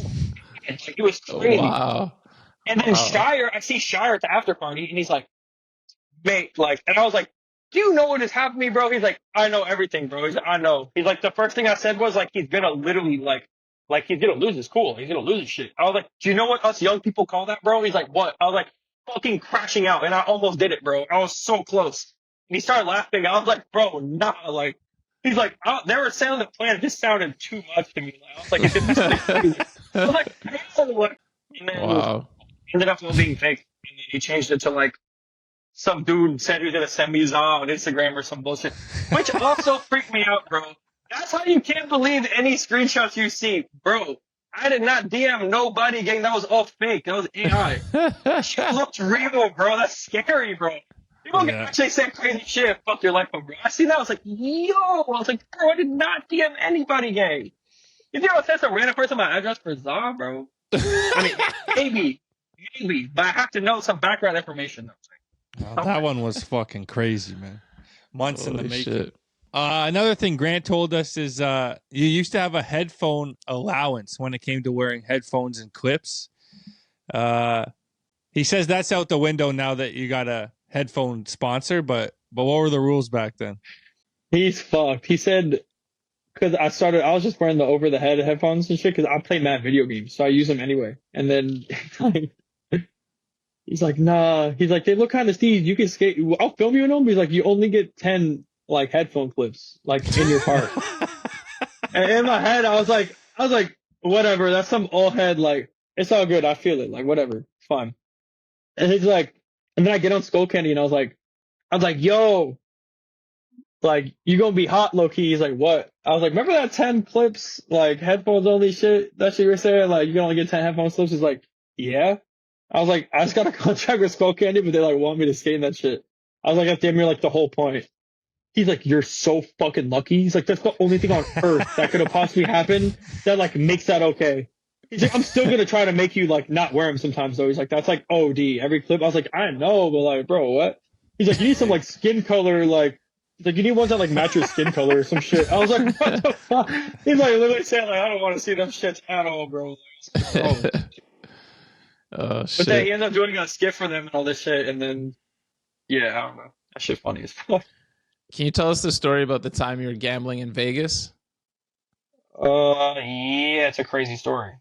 So that rich homie I was living with, his parents, like, they gambled, but they're like, fuck you, rich. So, like, they'd spend mad bread. So, like, basically casinos would fly these fools out for free on, like, private jets, and then anything they do in Vegas, they'd comp for free, because they just want them to gamble and spend their money at their fucking casino, because they know these motherfuckers spend mad bread. So, Right. like, in Vegas, I never gambled, but it's always with the same people I was with whenever I did go to a casino, because I just didn't have bread. But, like, in Florida, after that first knee surgery, bro, I had crutches and like basically the homie's like, yo, you trying to come to Hard Rock with me and my family, sing all the shit? I was like, if they have those little handicap cards, if you could guarantee I have one all night, I'm with it. Fuck it. Cause I have nothing to do. I'm just in my crib in pain. Like, whatever. He's like, all right, I got you. Pull up. I got it. Like, it's all sorted. I was like, all right. I pull up, slide in that little cart. It's like, whatever, smoking weed and shit. And then I pull up to his parents. I'm just watching. Cause like, bro, these fools are hitting for so much money. I was like, this is fucking insane. I was sitting there just watching. I was like, oh, this is crazy. And then she's like, oh, you want to try once? And I was like, fuck no. I was like, not me. I was like, I'm good. And then she's like, keeps pressing. She's, do it. Just press it once. Like, just press it once. Like, whatever. Just try it once. It's free. I'm telling you, you can try it. And I was just like, all right, fuck it, bro. All right. She's like, press max bet. I was like, all right. She's like, whatever you win, you can keep. All right. Press that motherfucker once, 20 bands. I was like, no way. What? I knew, like, bro, I just had knee surgery. I had like $6. I was like, bro, like, I want 20 bands. And I was like, I looked at it, I was like, $6. I was like, what the fuck? And she's like, you can take it out. Like, you don't have to bet it anymore. I was like, I'm not pressing that button again, gang. I was like, I'm so good. She's like, do you want me to just take it out? I was like, bro, fuck yeah. And then I took it out and like, basically like, it's kind of crazy. I like get back up to my room and like, I'm on my crutches and shit.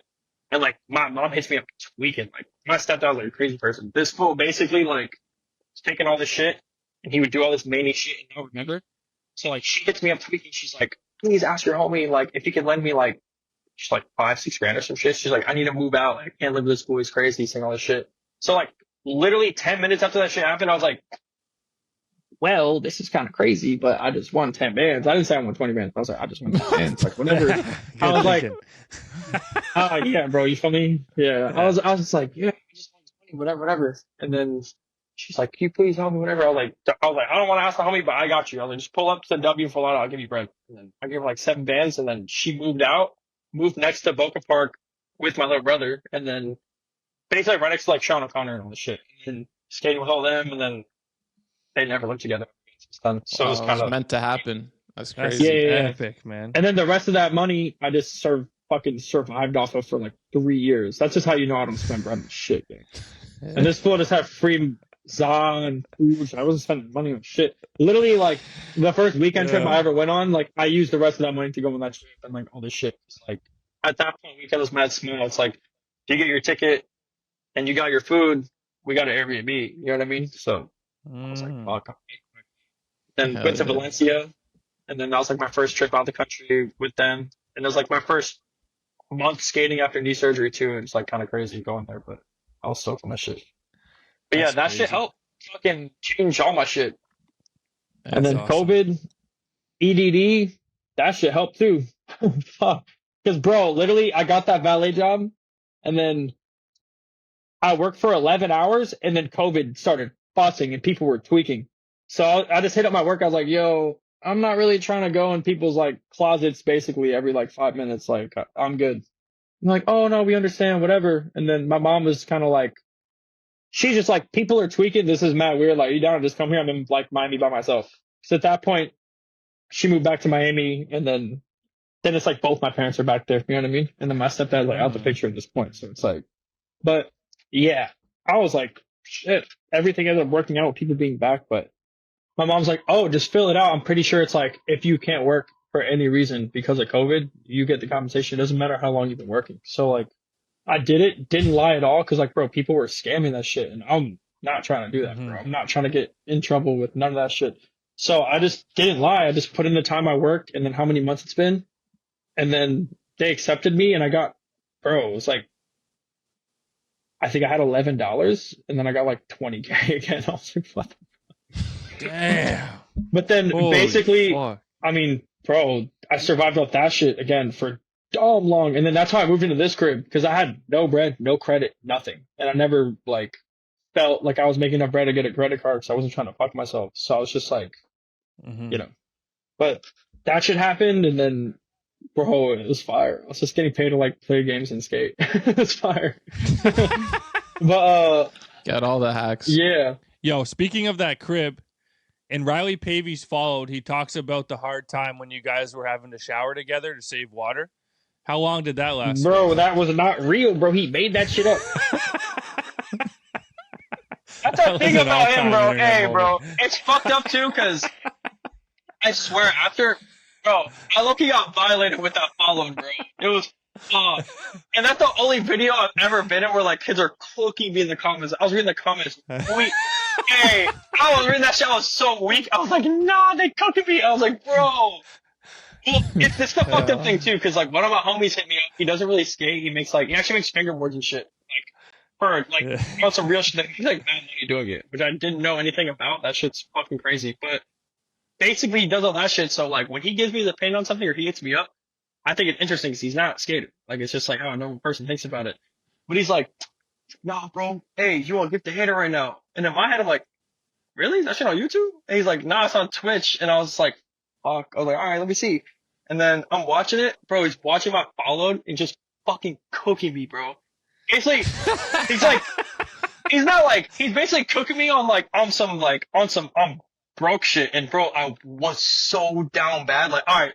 So like before that followed, right?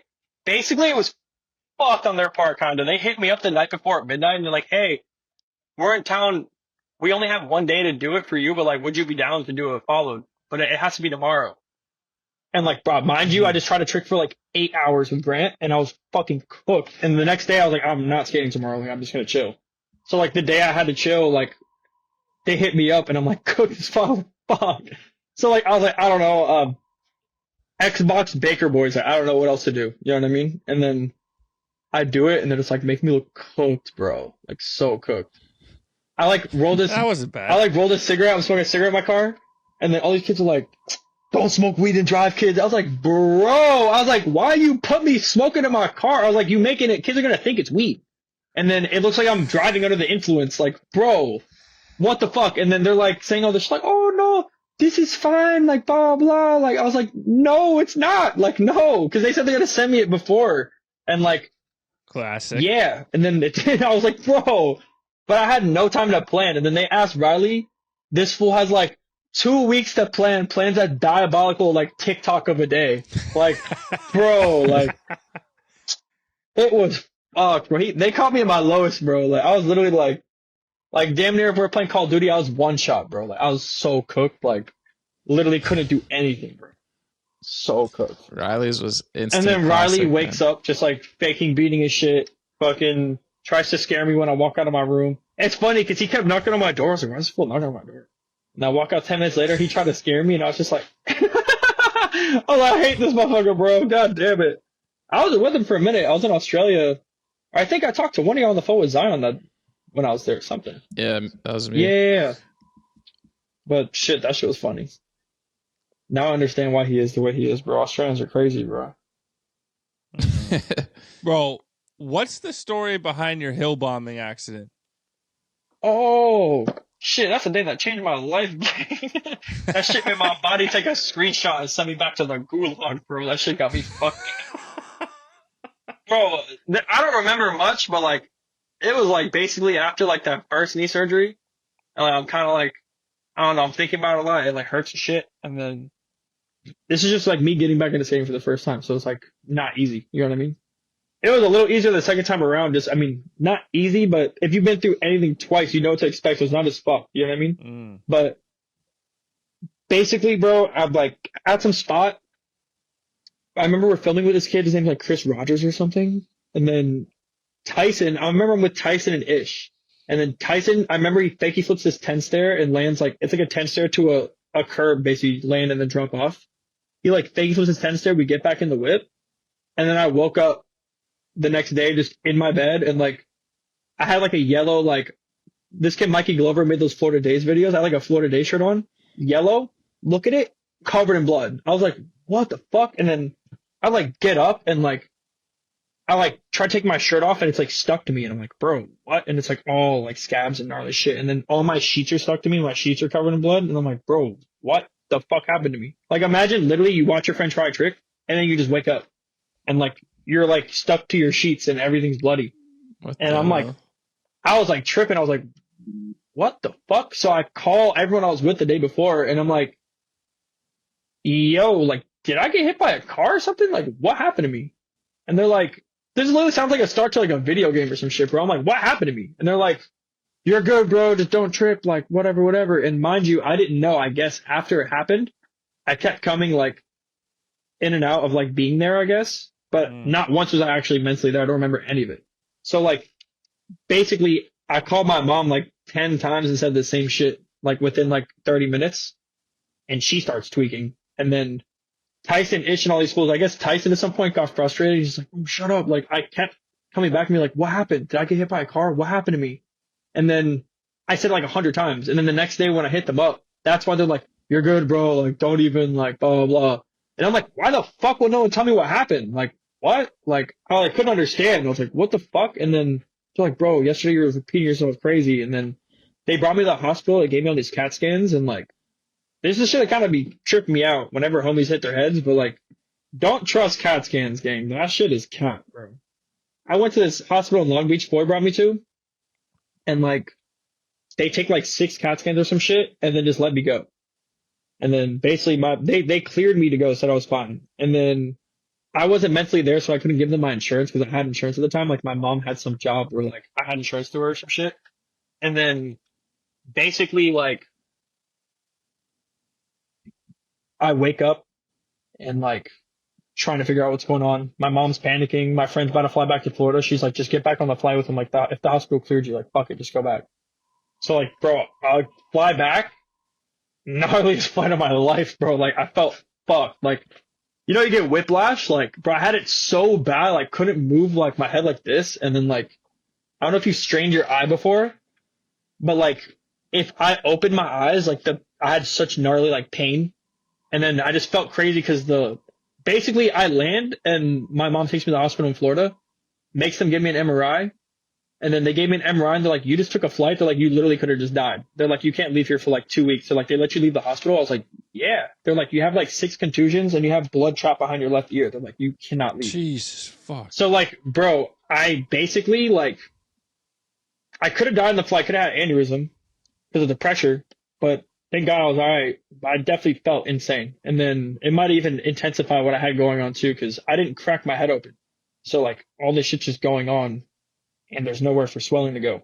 So like when that blood was trapped here, basically it was putting pressure on my optic nerve. So any light that entered my vision would just double.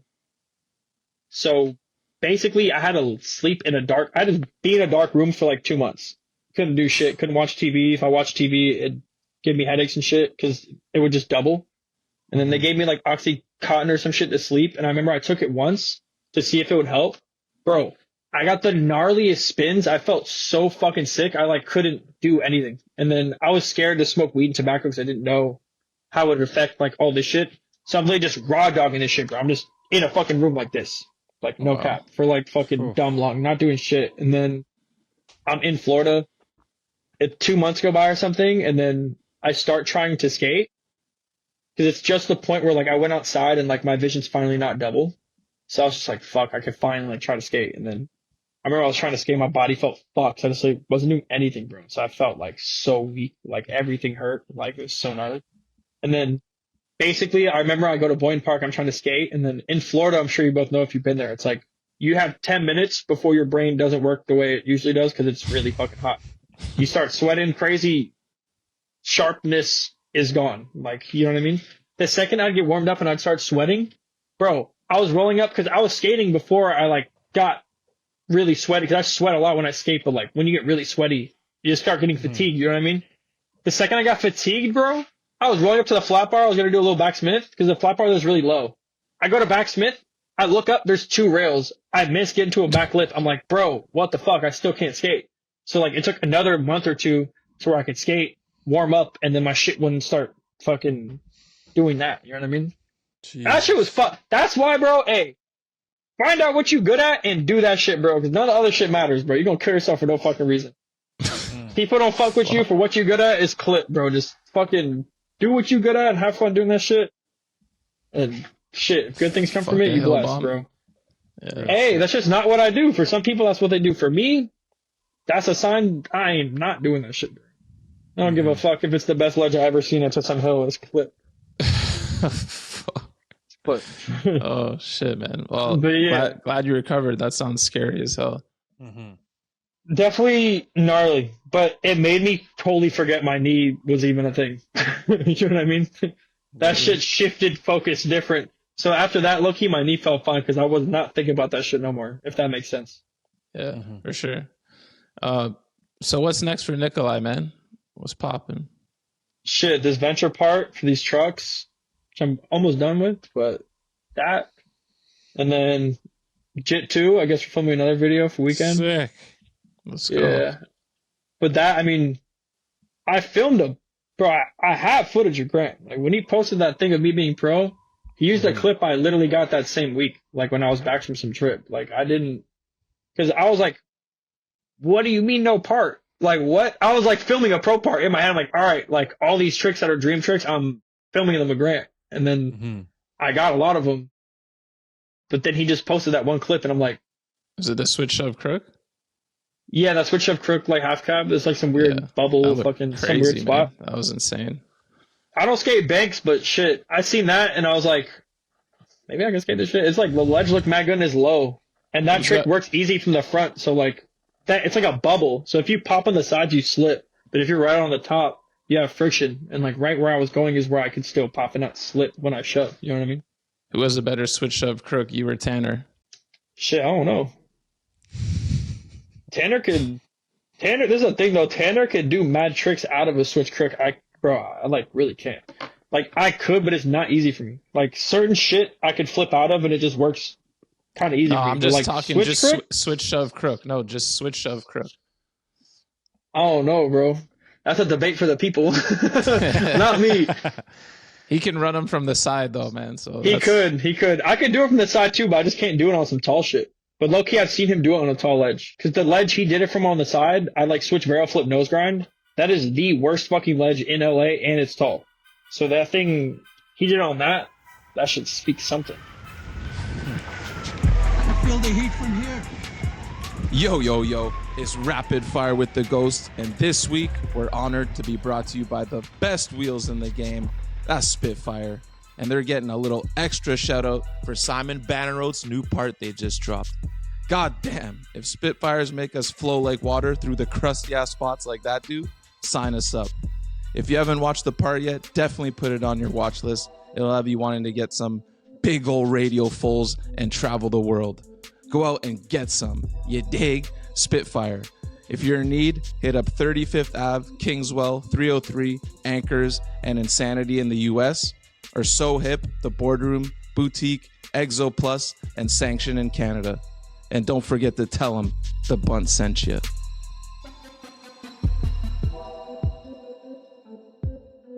All right, Nikolai, a little rapid fire before we get you out of here. You ready? Yeah, I'll try to make it rapid shit. Favorite skater? Only one? Let's hear it. Only one though? Oh, Yeah. you can drop a couple if you must. I mean, shit, I got a couple. I feel like I don't know. Saying one's crazy. That's like saying you like favorite movie or some shit. Like I don't even know. But shit, I definitely got a top 5 for sure. You want to hear top 5? Let's hear it. Alright, so I got shit. Javier Sarmiento Hira, Rodrigo TX, Tiago Gustav Ishad. Nice. If that makes sense. Those are mainly like the shit I'll watch. It's like that type of shit.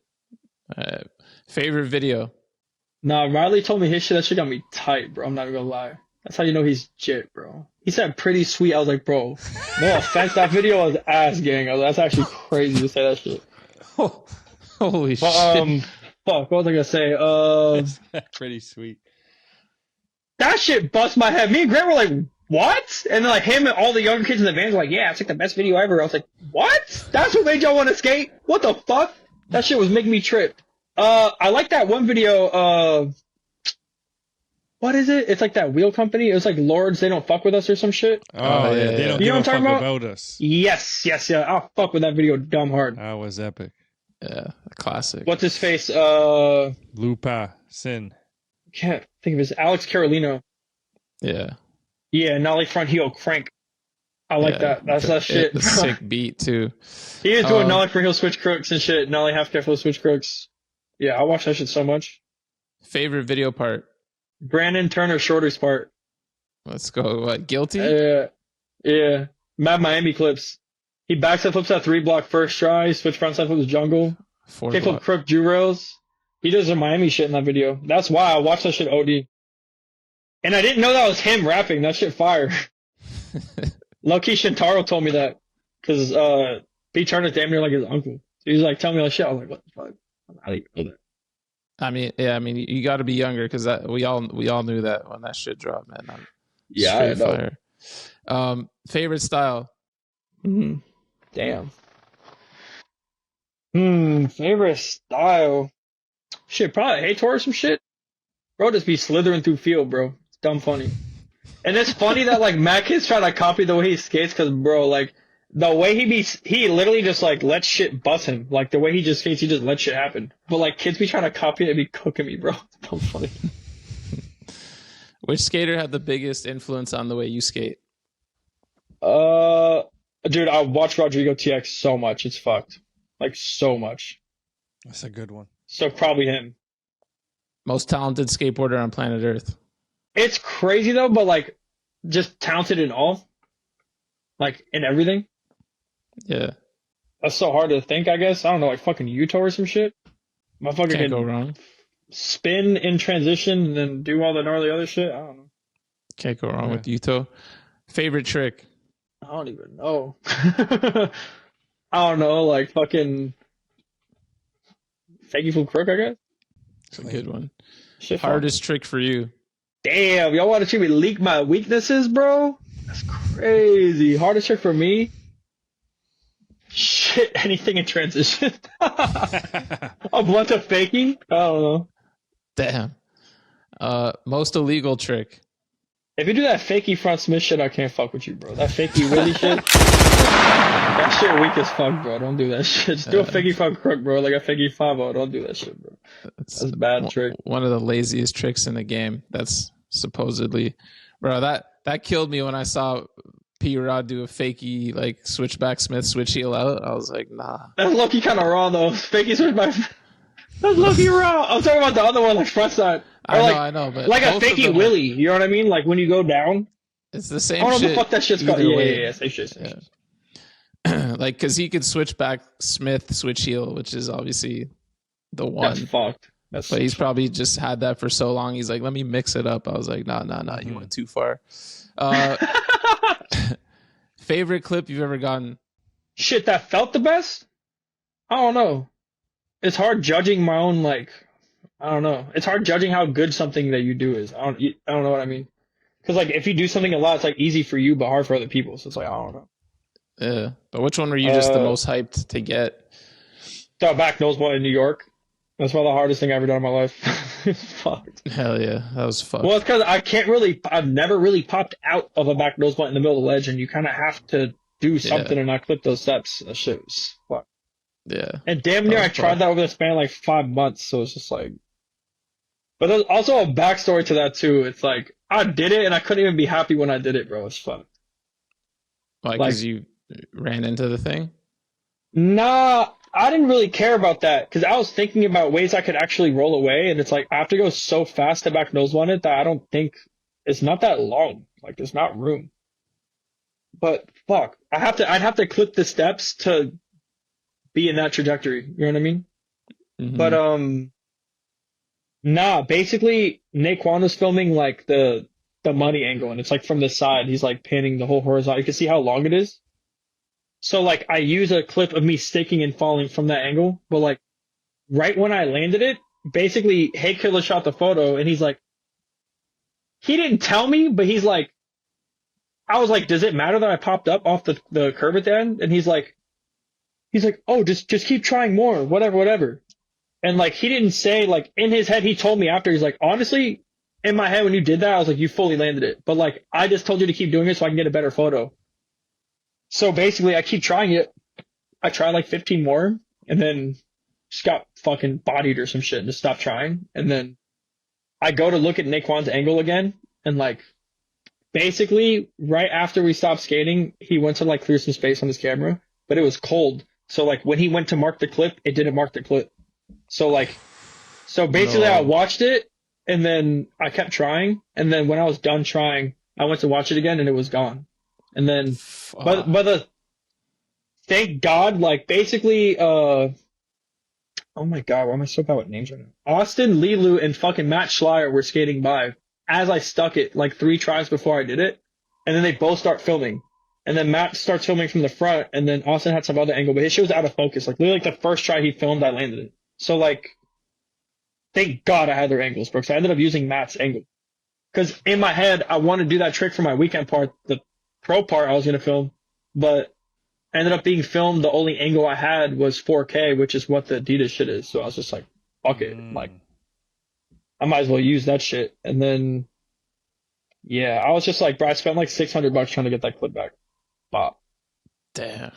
Went back and That like he never formatted his card ever. So there's so much shit like on the back end of this card. Because when you delete shit on a P2 card, it just moves it to be overwritten unless you format your card and it deletes it. You know what I mean? So like, for some reason, he's never actually formatted his card. So when we did the retrieval shit, bro, like 160 gigabytes of shit popped up. It was like insane. And then all the shit from that day, everything was there except the land. It was fucked, bro. And I was like, oh my God, fuck. Because I was going to hit up this dude in New York. I guess they do like data recovery or some shit. But they're like, it's like $1,500 and there's no guarantee. I was just like, fuck. Damn, bitch. Tough. But in my head, I was like, fuck it. I went and tried again and I couldn't do it, bro. It's too hard. Like, I got so lucky. Like that day, it was like the perfect storm, because every other day I wasn't getting to the end every try and shit. That day I did it in like 20, 30 minutes or some shit. It's like, thank God. What's the worst trend you've been a part of? Trend, fuck. Maybe wearing Dickies? How dare you? Nah, hey, I'm just playing. I fuck with you, Joe. My bad, bro. I'm just joking, bro. But I did, yeah. I was part of that for a little bit when I was like 15. That shit's funny as hell. I'm just playing. Some of my friends came for Dickies. I'm just like expanding. What's the gnarliest trick you've ever witnessed? So hard. I've seen so much shit, bro. It's hard to decipher what's the craziest thing. There's different skill sets. Like I'll watch Gabbers try shit, and it hits way different than watching Foy try some shit. Because Foy, I know this motherfucker's gonna do it, and he knows he's gonna do it. Gabbers is fucking scared. He's a normal person, bro. He'll tell you, like, bro, I'm fucking scared. I'm like scared for him. And then he eats shit, but he does it. So it's like, it adds some strange thing to it. Mm-hmm. He's like the blue collar stunt man, you know? I'd say for the craziest shit, I'd probably have to say like one of the clips I've seen, or one of like the things in person of someone jumping off something big. Because I'm kind of numb to the real shit I've seen. Like, shit, I was there when he flicked front crooked diamond bar. That was fucked. Came from front crooked to 14 rail. That was pretty fucked. Fucking savage, dude. Foy? Yeah. And that day he was actually spooked. He was not trying to do that shit. He actually did it still. So it was fucked. Yeah, that was fucking psycho. Because that day he front crooked it first try, but he's like, I'm not trying to kickflip out this shit at all right now. I was like, shit. And it's a far ass drive there. He's like, I was like, I mean, bro, we just drove deep. And I FaceTime Sean to try to get him stoked. I was like, bro, this motherfucker's scared. I was like, what should we do? I was like, bro, just start throwing that shit. And then it's gnarly just because he actually battled it. Like he was trying a ledge trick or some shit. It wasn't like a normal rail thing for him. Usually that shit's like, you know what I mean? Mm-hmm. Damn. Probably that, bro. That shit was fucked. What's the one trick that got away? Shit, I'm gonna be real. Is it insane to say I don't really have one? Bro, I swear, like, all the shit I try, I literally try like a psycho for like 8 hours until I do it, or like come for days. Like, I don't think I've let anything slide through the cracks, bro. Actually, no, there's one. It just hit me. I'm gonna do it though. But it'd be getting me tight. I don't know why this trick, every time I go there and try it, I stick it the first 10 minutes and then can't fucking do it. It's insane. Thankful Crook flushing. I've tried, bro, I literally went there 3 times, stuck it the first 10 minutes every time, and then just didn't do it. It's like, honestly, that gets would me be tight. Fucking crazy. It's funny. I was like, have I let really anything slide through the cracks? And then I thought about it, and that's the only thing, because Grant made me fly to New York to do it. And I was like, I'm gonna be real. I've tried like 3 times actually trying, and like, yeah, I got close, and I get why you think I should go do it, but like, I don't know why it just isn't working out. It feels like I have to force it like so much. Like the ledge just isn't good. And like for some reason, I think it flip crook. I get all the way to the end, and then my wheel would just boom, come out right when I go to pop out because it's just round as fuck. And then I'd do more fake flip crooks, and I just keep sticking, and like eating shit. And like, bro, what the fuck? And then I'll go again the next day. First 3 tries, I fake flip crook all the way to the end, pop out, wheel comes out. Bro, it's like fuck. Coming soon. And then I'll switch crook it not moving and do the whole thing. And I'm like, what the fuck? It just doesn't make sense. So it's fake flip crook on that. You have to go fast, and I almost feel like you're getting a weird slant to a fucking ledge. It's not like flat ground. It's weird. Feels like a weird kind of bank to ledge fucking situation when I'm going up to it fakey like that. Well, I hope to see it in your next part, G. What's the biggest bunt you've ever witnessed? Shit, probably me bunting the bunt jam. Wasn't by choice though. I was forced. I'm going to the next one. Fair. What's the last new trick you learned? Actually, this is mad random. Kids probably think I could do this, but back toe, back heel. I don't know why. I could do it to a straight, and that shit works. When I try to fakie, bro, when I actually try to back heel, like when I think back heel in my brain, I'll just try back heel. It does the most. Like my shit will 360 inward heel or like back 3 heel flip or some shit. Like the other day, I was like, bro, this has been getting me tight. Like I'm actually just gonna do one. And then I was doing them, but like when I actually try, it does the most. But when I don't try, it just works. It's mad fucking weird. That trick got me mad for mad long because like every time I try it, it feels like I could do it, but I just like wouldn't. And then I'd see my friends that don't even skate ledges like that, and they're just like, do it. And I'm just like, bitch, what am I doing wrong? I don't get it. Dream job after skating. Shit, hopefully I could fucking just get rich doing some shit that isn't even anything. Maybe me and Riley could be rich from streaming or some shit. Yeah, you go move here, we go start streaming, bro. Fuck it. That's good. There we go. I don't know. I feel like we do enough dumb shit every day to where like it's funny to someone. Shit. Favorite local brand? Oh, Duplex. Yep. Duplex. Let's go. Lock in with them. Those are my homies on God. Yep. They be doing shit. Oh, those fools are crazy, man. Straight up. They be doing shit. Favorite local skater? Or I got 3 though, for real. I'm gonna be real. There's 3 just I really fuck with though that I'm like, yeah. And I've seen them come a long way, so it's pretty fire. I don't know. I'll say Sean O'Connor for Florida for sure, because he over there. That's number 1. And then I'd say Reza and Josh Wolf for the other 2. Oh, let's go. Yeah. Andrew in the building. Yes, sir. I fuck with all them, man. Hell yeah. Love to hear it. What's the one sponsor you regret riding for? I don't really have one. I feel like everything I kind of have, I kind of just, the first thing I had, and I didn't really leave. I don't know. That's chill. That's cool. Like I got shop flow from other people, but I didn't really regret it. And that's not even like real. I feel like it's like fake. Oh, that's good. That's chill. Favorite teammate ever? Riley. Worst teammate ever? Who's actually a bop? I'm trying to think, like, who's actually a bop, bro? Who's my worst teammate, bro? Who really be getting on my nerves, bro? Yo, Jake Donnelly. Oh, shit. No, hey, I love that foot, bro. Jake is one of the funniest motherfuckers I ever met in my life. I was literally just chatting. Yeah, he's a legend. Hell yeah, we love Jake. Worst company? What's that one shoe company? They look like they hurt so bad, bro. It's like the Polar Shoe Company. What the fuck is that?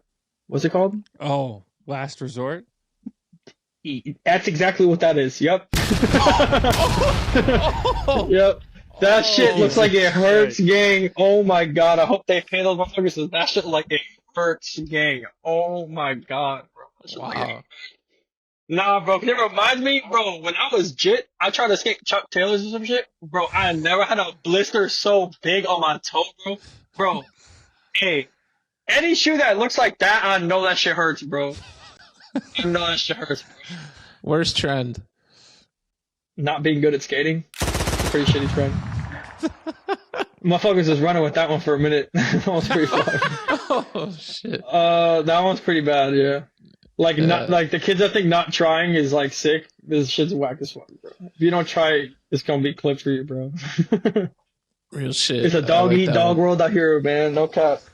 Y'all better do your tricks, get your clips, get your photos. Go drag your nuts off some famous spots. Go do something. Worst style. Oh, what's that kid's name? With the spikes? What's that kid's name? Oh, is it Burberry Airy? Yeah, that kid. That kid get the worst one, bro. Oh, I was gonna say Jeff wants something, but that's really my man's for real, bro. You still throw his name out there. Yeah, you still do. I know, that's my man's for real, though. He's raw as fuck, bro. Oh, shit. That's the thing, bro. If you skate OD, like if you skate a lot, I got mad respect for you, bro. I don't give a fuck what people be saying about you, nothing. Like, bro. Yeah, that's fair. Mickey Papa's my man's, bro. I'm on his close friends. That's my man's, bro. Oh God. But shit, I got respect for all these fools that people be talking shit about, bro. Because usually they're dumb raw. They're just like people just don't fuck with them. All right. Last but not least, Nikolai, who's the last person you want on the sesh? Shit, probably Reza, bro. No cap, bro. Yeah, I think Reza for sure the last person I want in session, bro. Fuck Reza, bro. Oh shit. No, I'm playing. No, I'm playing. Is there a No. story there? No, I was really just talking shit. We just be talking shit to each other, OD. And he made some meme about me, bro. That's what really made him my op. No, he's my homie, though. I'm literally just joking. He's What's the pussy, meme, though. bro? I was like, bro. You gonna make a meme that's actually funny and post it on your little goon account? It's crazy. I was like, bro, if you gonna roast me, post it on your real shit. Like, what? It's like, nah, this other kid, Vic, this Andrew kid, it's this young Brazilian kid. He's like, I guess they're at his girl's crib, and like they're on YouTube, and like my 9 Club popped up, and like I think his girlfriend recognized me, and she's like, that dude's talking for 2 hours. Like, what does that dude have to talk about for 2 hours? And then like Reza made a meme, and then like took a photo of it, and it says like the fuck blood gotta talk about for 2 hours, and it's like a heartbreak emoji to like some TikTok song. I was like, bro, what the fuck? I was like, yo, y'all are insane, bro. I was like, nah. Oh, that's really crazy. Hell yeah. Shouts to Reza. Absolutely. Yeah, Well, Reza, Nikolai, lock man, in, bro. You killed it. Thank you for coming on the show, bro. Appreciate having you here. Thanks. I hope it was a good one, bro. I hope I wasn't cooked. I hope it was good. My bad, my phone. Hey, my bad, my phone died. Let's get you some But- Adidas incentive, you dig? Yeah. Oh God, I love Adidas, bro. All them, we going dumb. They changed my life for real, bro. Fuck. Hell yeah.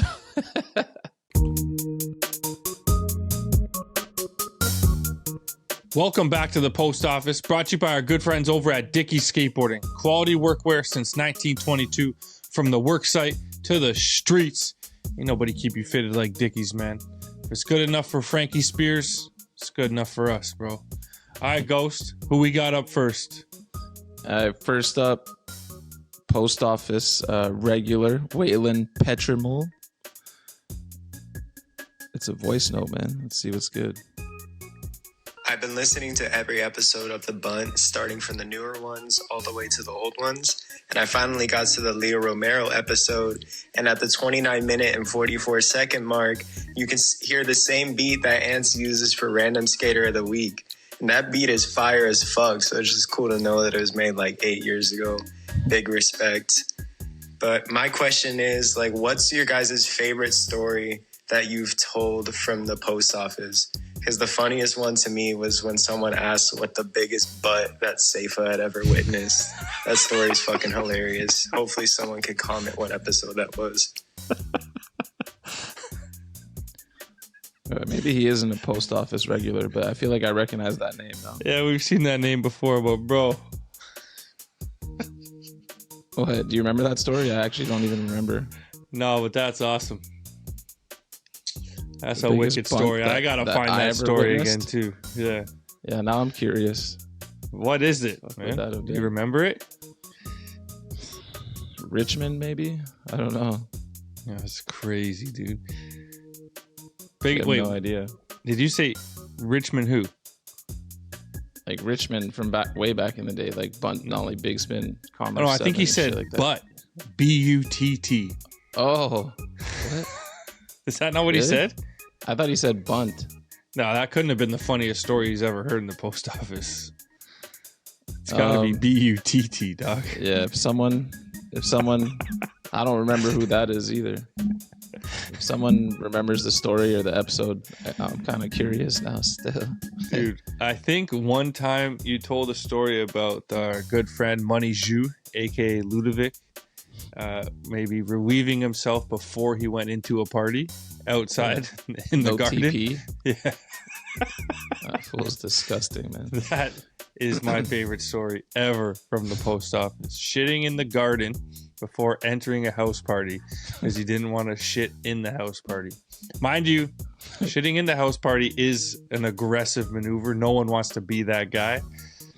But I would take that over the garden and then just walking around the shitty ass for the rest of the night. But I wouldn't put that past Ludovic, man. Yeah, no, savage. What's your favorite story from the post office, man? Bro, that's that type of shit that where the brain doesn't work, you know what I'm saying? It's not Save like is coming off a weekend bender, man. You can't be asking too much from him right now. Yeah, it's not like remembering like, oh yeah, Apple or Nollie Flip 50 clipper. Like that ain't going anywhere. But fuck, I got nothing for you right now, man. Sorry. All right. Oh, okay. Next up. Oh, and shout out Ants, man. He's been making these beats for way too long, bro. I like that Bunt nerdery, figuring that out. Big shout out to Ants one. All right, next up, we've got an email from Ralph. Hey, Bunt boys, I've been following your pod since its inception, and there is one job you guys have bunted on hard over all these years. As a longtime listener, I feel it is my duty to remind you of the person we want to get on your show. We've had the homies, shout out Mitch Barrett. We've had some A-listers. We've had some Euromandem. We've had some ladies. We've had a load of Aussies. And I just peeped your live stream, and we may even get the infamous Ted in the near future. That's all fine and dandy, but you know who we really want. You know who's going to blow up the barn and decimate the fields for miles around.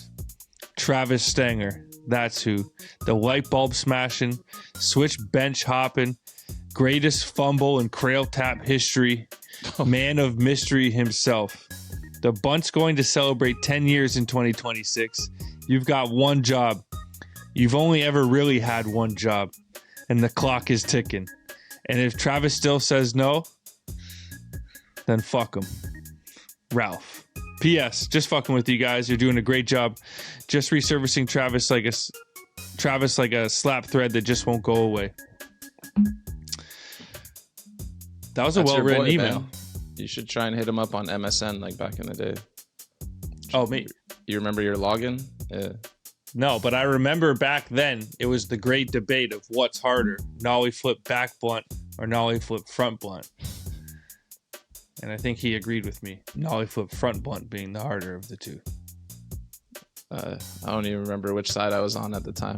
But that was it. That was like the only time he responded on MSN. So we got one answer out of him. But yo, Ralph, I know you were joking, but when you fucking like put something on such a high level of expectation, it's just gonna let you down. So yeah. Even if he does come on, I mean, I'd be so hyped. I feel like I don't know what people are gonna want him to say about skating after like he's been out of the skate world for like what 20 years. Mm-hmm. But we would love that as well, man. One of the GOATs, Mount Rushmore, Canadian skaters, potentially, depending on who you ask. Definitely video parts, but yeah, we'll keep trying, man. So take us behind the scenes on this clip you did 28 years ago. And forgot about it. Have forgotten about your whole career, probably pretty much at this point. But yeah, we're getting Ted, so be happy, man. I hope this season. He's icing me again. Oh, fuck. Come on, Ted. You know what time Come on, it is. Ted. All right. Moving right along. We got another voice note from Sean Hall. Recorded this at work immediately after finishing the Midler episode, so Western Conference final take could be ice cold, but I'll stand on business and accept fate if OKC sweeps next Wednesday. Keep crushing it, boys. Okay, so we got a Minnesota fan. Yo, boys, what's good? Am I listening to the Bunt or the fucking OKC SGA glazing hour? No, I'm just kidding. Sorry, I'm another hurt Sonics fan here, so I had to chirp you guys for that one. Oh, shit. I'm sure you've answered this before in the past. I was just wondering, what's a part you throw on to get you fired up to skate? Not necessarily rail specific, like Mitch Barrett asked for. Just one that, you know, gets your wheels turning and gets you in the mood to go skate. Recently, I just throw on Jamal Smith, Lucas Puig, Palisonic split part. It's got a cool song and cool tricks, and it kind of just makes me happy and gets me in the mood to get out and skate. Yeah, and quick shout out to the homie Jimmy. He's an electrician like you, Dono. He just had his first kid recently, a healthy little boy. Started his own business. He's out there banging fools over the head. Fucking $250 service call for changing like 1 or 2 plugs. Yeah, he's killing it, so shout out to him. And yeah, fuck the Thunder. It's not looking good after game 1, but we'll just go ahead and say T-Wolves in 6. Let's fucking go, blood. Oh, I like that. Yeah. First of all, I didn't pick the Thunder, did I? We both did, man. No. Fuck you trying to fucking No, say I did that, not. man. Let me get the paperwork out. I did not pick the Thunder. I picked Oh, we Minnesota. were Team Canada. I am Team Canada, but I picked Minnesota. Really? I may have, yes, I may have glazed SGA, and I will continue I to hate do that so. term. Our MVP, you know, from Canada, will probably, hopefully, lead us to some success at the Olympics. But I definitely picked Minnesota. Okay, so you're Minnesota Knicks.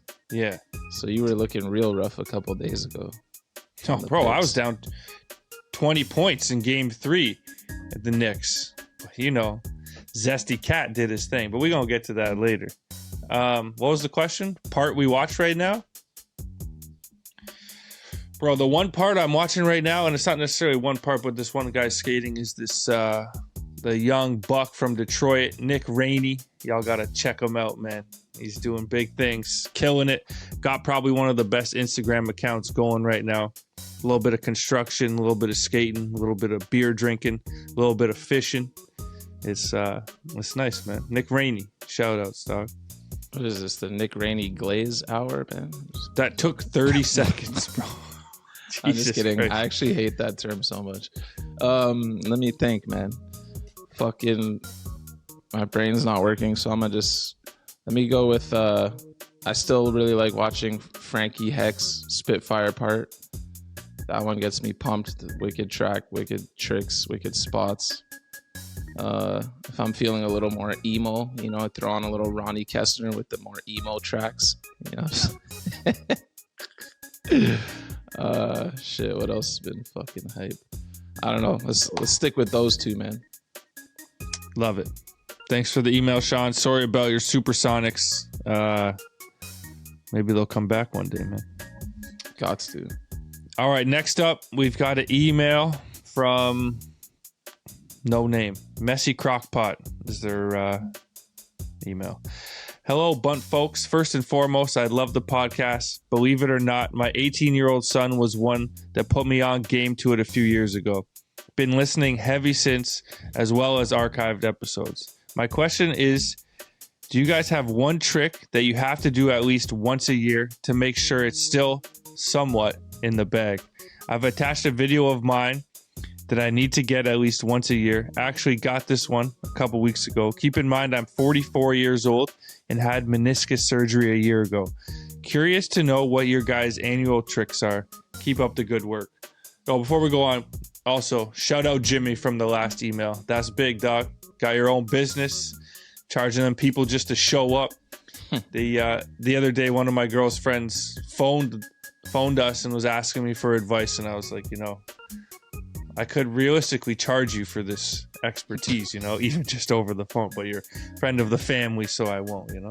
But shout out Jimmy, congrats on the baby boy, man. Keep doing your thing.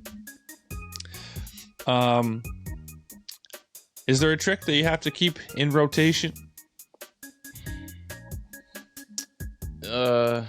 Yeah, I don't even know if I get around to them once a year, but 2 tricks that it's like I need to do it maybe once every year or so.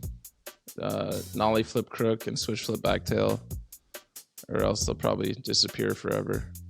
But I mostly bunt them, and then sometimes I'm like, I actually should land one today because I've been just trying it like 10 times and giving up for like 8 months. I remember last summer you had an edit. Dickie shorts on, shirt off at Dunbat. Probably looking as clean as I've ever seen it. Was that a switch flip backtail edit? Yeah. That was like annual switch flip backtail. Or I probably hadn't done one since my indoor loft edit. So that was probably like a 3-year gap or something. That shit was unreal.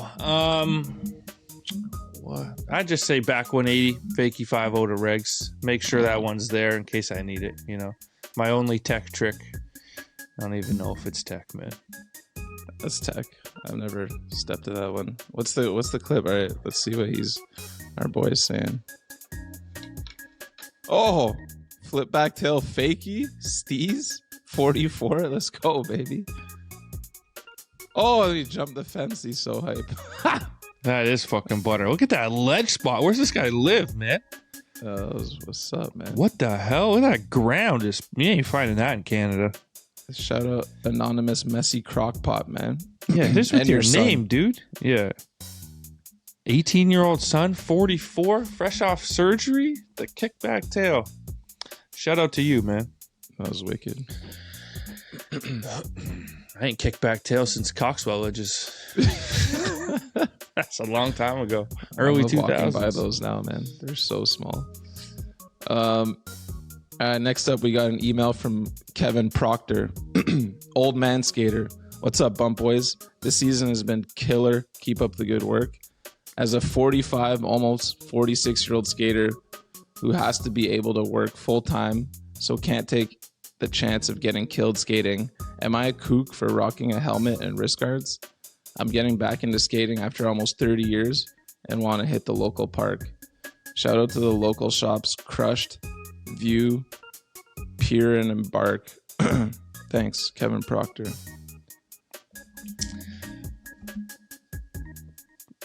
Dude, do whatever you want, man. Do whatever the hell you want, dude. You got to rock wrist guards and a helmet to skate, and you want to skate, you just fucking do it, man. You know?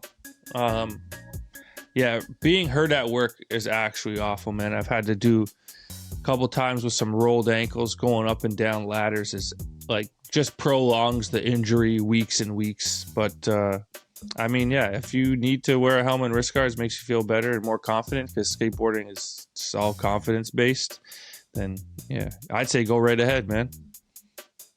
Agreed, man.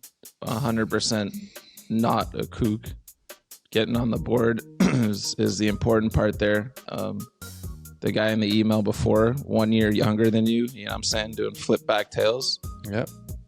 Bro, do your thing, man. Let's send a clip next time too, eh? Yeah. Are we putting these clips in the video? Are we able to add this in here, Producer Jay? Yeah, that flip back tail is going to be there for the world to see. Fucking awesome, dude. Shout out to him. All right, next up, we've got an email from Drew Hartman from Buffalo, New York. Here with a post office voicemail. T-Dot, stand up, he says. Much love. Shit. Let's take a listen. T-Dot's always fucking standing up, dog. What's good, Bunk Gang? Buffalo up in the motherfucking house. Bills Mafia up in this bitch. You know what time it is. They might as well ship the Lombardi right to One Bills Drive now because it's a fucking wrap. Reigning MVP, Mr. Joshua Allen. Come on now. 17-0. Book it. Ship it. And Donovan, maybe you can talk some sense into your misguided host about getting off that dusty-ass train that is the Pittsburgh Steelers. And I mean, we're basically your sister city. What the fuck is going on? No one circles the wagon like the Buffalo Bills. You know what it is. My question to you is, you're headed to the combine and you need to pick a skater to run the fastest 40-yard dash. Who are you going with? I personally am going Brandon Westgate. No. That motherfucker hauls ass running up to a spot. No towing necessary. Absolute beast. Hope all is well. Shout out Mom's Skate Shop on Hurdle. Shout out Dave. Shout out T Huff. And of course, the Jake Donnelly. Oh, All right, boys. Much love. One. dude. Epic voicemail from the Bills Mafia. You know what the fuck it is. But real quick, I have to congratulate. I mean, there were some more rumors about Aaron Rodgers joining your Pittsburgh Steelers. Someone asked him if he would join Chicago ever, and he referenced playing for a team that might play against Chicago this year. But the Steelers have done it right. Don't do anything from here. Don't bring in a quarterback. Potentially ship DK out at some point for some more picks and start the rebuild, man. Ship out TJ, ship out Minka, whoever the hell else they even got over there. Send them all out and start fresh. Yeah, I don't know. Did I miss something with Aaron Rodgers? Is there an update? Because that's the last thing I want. He's just been referencing that he might be playing for a team that will play in Chicago this year. Bro, he's such a scrub, man. Like, so much drama. Everything's He's gotta be actually about just him. a bad human, you know? Football aside, dude. The shit he did to Danica Patrick. It's no joke, man. Is that the girl from Big Little Lies? No, that's the race car driver girl. Oh, His I other don't know. ex-wife. Okay. Yeah. What was the question? Fastest skater on foot.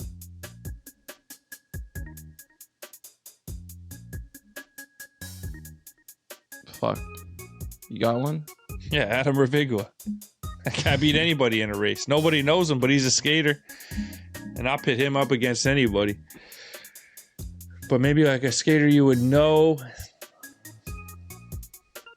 Curran Caples. He looks like he'd be fucking fast. Wiry frame. You know what I'm saying? You think so? Yeah, I'll go with that. I feel like he's quick with it. Yeah, eh? Or maybe Deshaun Jordan, because he's just like, He looks like some sort of Muscle athletic hamster. specimen. Yeah. yeah. Doug Martin, the muscle hamster. Yeah. Hell of a nickname. Yeah, that's fine. I'm good with that, man. Deshaun Jordan. Andrew Hartman, though, shout out. That his voice was sick. I feel like he'd be, maybe either he's got some bars. If you have an old rap track, send it in. Or if I ever record one, I might have to hit you up for ad libs, because he had some flow just fucking sending in a voice note, man. He wasn't shy. You know what I'm saying? But you also sound like Donald a couple years ago talking about 17-0. I'll have to take a look at the schedule, but honestly, the way things are shaping up, it's possible. This could be the perfect team. I gotta take a look, man. You know, I did take a look because the other day I saw when the schedule came out on NFL Live or whatever fucking show it was. They went through the entire schedule and put W or L for every game, and I think they had like 3 L's on the year. Like, to who? The only team I could see can't beating remember. them maybe Baltimore and Philly. Baltimore's coming for that revenge. Let me tell you their schedule Revenge, bro. right now. They'll real never quick. be the same. Baltimore week 1, so that's 17-0. Dude, are you kidding me? Week 1. You know what I'm saying? Then the Jets at the Jets, then Miami at home, New Orleans at home, WW, New England W, at ATL. Maybe Penix, shocks the world.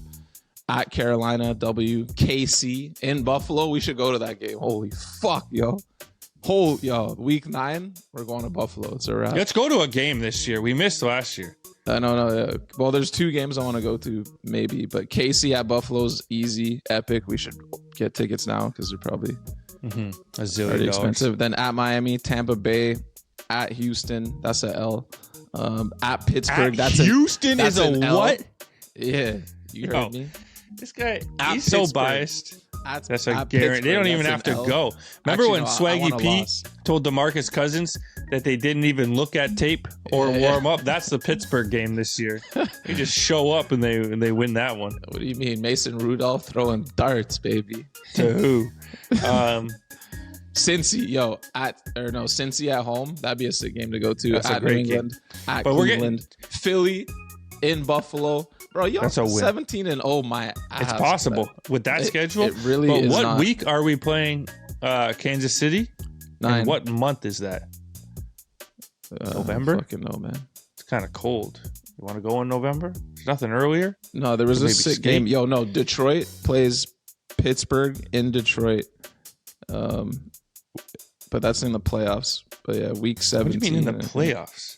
Like fantasy playoffs. Oh, Whenever no, we need an stressing. early game in Detroit or Buffalo. September or October, the latest. That's what we're going to. Okay, the people don't need to hear this planning. Yeah. All right. Sorry. One more email for the week. Hit it, man. Holy shit. Thanks, though. Epic email, Andrew. All right, last one. We got an email from Random Images, King of the Bachelor Party. What's up, Bunt Gang? This is Jerboy, SBK, Switch Blunt Kenny. Writing in for the first time. Hell yeah. Just hosted a bachelor party skate trip for a large group, 30-something ex-rippers. We cruised to Albuquerque from Colorado Springs in 2 rental SUVs, and I made us a King of the Road style challenge list to up the fun, complete with hijinks challenges. Shit was a blast, and I gotta add up the points, but I'm pretty sure my team won. We passed time on the long drive with some rapid fire questions. Sick. With the bros, which I love doing, so thanks for the sick question list. 2 questions. On the list was some bucket list tricks for some of us, and I wanted to know if y'all have that one trick you've always wanted and it's gotten away. And I just turned 40 and I'm halfway through an all Manny part. 2 out of 10 do not recommend, but there's some Manny combo or trick that is fully illegal. But is there some Manny combo or trick that is fully illegal before my old illegal ass films it? Thanks for the rad pod that keeps me company on some of my long work trips. Kenny McOsborne, true legend. You need one of these guys in the squad, you know. The dad organizer. He goes above and beyond to make sure the boys are having a good time. You know, one trick that's gotten away. Wait, is this like a trick I've tried or the trick I want to do? I'd say Because both of these are well documented for me. 2 questions on the list was some bucket list trick for some of us, and I wanted to know if y'all have that one trick you've always wanted and it's gotten away. Maybe we could do one of each. The one that got away plus the dream one that like you want. The one that you got haven't away tried. is Fakey Full Cab 711. Couldn't handle the impact. Yeah, it's basically like over a little guardrail and then like a almost head high drop. Maybe it's over my head, over the guardrail. Fakey Full Cab, landed on it a bunch of times. Couldn't roll away. And then the one trick I've always wanted is Fakey Tray Switch Manny. Still waiting for that perfect spot. I know we've been driving around fucking near and far to find that. When we were in Detroit, we went. That's to that. the one, but we couldn't skate it. Yeah. So if we go to Detroit, I got to go there on the weekend. We tried to go there on the Monday, I think, which was the problem, right? Yeah. But that's the spot. That's the one. Yeah, you need like the low. That's a flat ground fakey tray, dude. Yeah. Just like a crack. Low to get on with a little drop after. Exactly. Perfect. The one that got away. Fuck, man. Yeah, speaking of bachelor parties, like Donald said, I'm just coming off my main man Phil's bachelor party. Shout out Phil. Can't wait for the wedding. Fuck. Okay, dream trick. Let's just say a dream trick. Oh, I really want to do a switch flip back 5-0 front 180 in a line.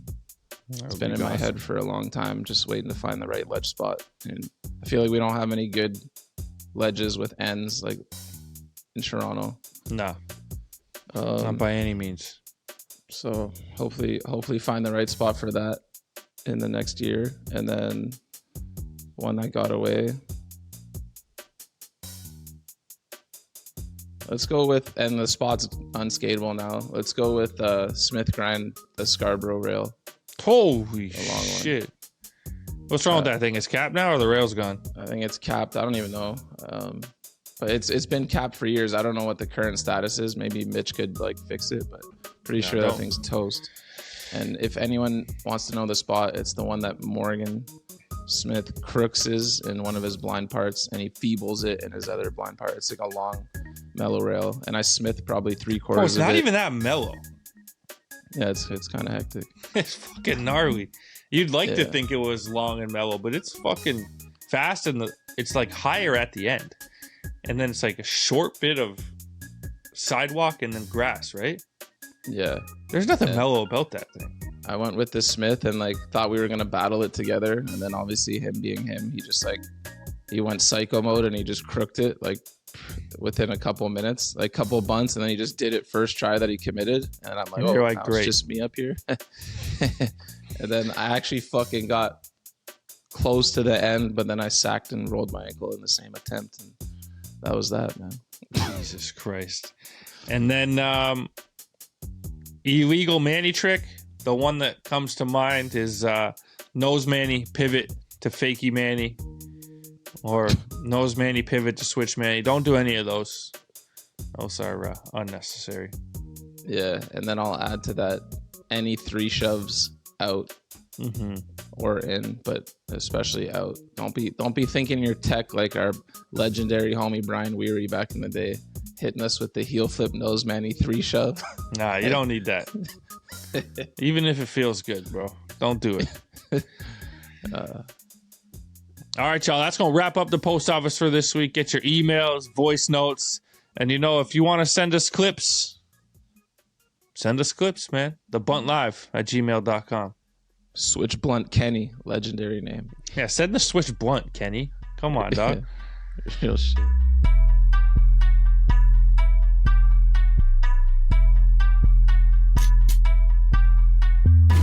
Welcome to the Rundown, the skateboard world source for sports. We are knee deep in the conference finals, absolutely heating up. We starting. Where are we starting, man? Basketball or hockey? What you want to do? Hockey, you feeling? because did we both pick the same shit, or am I fucking sniffing, being the genius out here? You're sniffing. Sniff. The scent is acquired. Let's go. Florida Panthers obviously doing their thing, out to a commanding 3-0 lead on Carolina. These are the times when you look back and to see the Maple Leafs pushed them to the brink, had a chance to go up 3-0. Just to sit here now and watch Florida go on and steamroll over Carolina is it's even harder to take, man. Like, it's like a small token of validation or whatever, but it means nothing, man. The Leafs are done. Everyone's pointing fingers at each other. People are getting fired over in Leafland already, talking about where Mitch Marner is going to end up. And now Florida's just about to cruise to a sweep over the lowly Carolina Hurricanes. Damn. The brackets, man. Y'all would have. That sucks. Knowing that The you probably would bracket's have so beat shit the Hurricanes. because if this was a 1-8 scenario, Florida would have played Carolina in round 1. Wow, This is the Eastern Conference Finals. that's so shit. They got to do something about it. But anyways, we know what's going to happen there. Florida's going to finish them off. Moving over to the West, Edmonton and Dallas. A small hiccup for Edmonton in game 1. They had a lead going into the third. I think it was 2 or 3-1. Dallas scored 5 in the third to end up winning the game. And since then, it's been utter domination. The Edmonton Oilers are not taking no for an answer. They want their crack at the Stanley Cup once again. And the Ghost picked Edmonton. Yeah, 2 goals in that last game for Connor McJesus. This I is like the what I'm first seeing, look at blood. the score he's getting right now. 6-1, baby. Come on, blood. I know this NHL shit. That Don't was a overstep weird it. matinee. Like, there was nothing else going on in the NHL, obviously, that day, and they made them play at noon on the West Coast, which was kind of weird. I'll say that's probably why Dallas lost. Oh, But expecting a big bounce back from Dallas in game 4. This shit ain't over, man. All right. Let's get to the nitty gritty. your Knicks. Your NBA Eastern Conference Finals. The New York Knicks should have been up 1-0, which could go down as one of the biggest collapses in New York Knicks history, man. What happened there? It's missing field goals. Or Tyrese free and them, throws. they gotta finish this because I've already now seen a meme of like it's like they're now saying the Pacers choked the last game and they're using Tyreek as a meme against himself for game 3. They did choke. Yeah, If the Knicks choked the they did. first game, this is equal. No, I know. I'm saying like for that to not live in infamy, they need to Oh, win the yeah. series. He already Yeah. saved himself game 1. Like that would have been the meme of the fucking century. But what happened in game 1? I don't know, man. I've never seen. It was free throws. Yeah, down, one going from 1 OG. for 2. Yeah, One from. I knew OG was gonna miss one. He played for the Raptors for like the whole start of his career, so I know that he's. And I've had him in fantasy enough times to know that he's always good to miss one in the clutch. And then Cat, he's actually like usually a sniper, so I was more surprised that Cat missed one. But yeah, that was the Neesmith game. That was insane, the show he put on, man. Yeah. Dude, there was no arc on those shots. That was a direct laser beam straight into the net. But yeah, Indy had their moment, and then they backed it up in game 2, man. Another close one, and they ain't scared. The crazy thing about that Neesmith performance was that even watching the game, I'm pretty sure most people watching were like, oh, that's cute, another 3. Oh, that's cute, another 3. Until the last 2, you start to be like, wait, is this seriously happening right now? Yeah. And then all of a sudden it's a game and it comes down to the free throws. And then that would have been shot of the decade if Tyrese hit that. The 3? Like if that was a 3. Yeah. But well, they got the job done in OT. Yeah. Game 2 was close as well. Came down to pretty much the end, but losing the first 2 in MSG, no one saw that coming. I was in disbelief because it's like the Knicks just did that to the Celtics, and then they just had it done to them.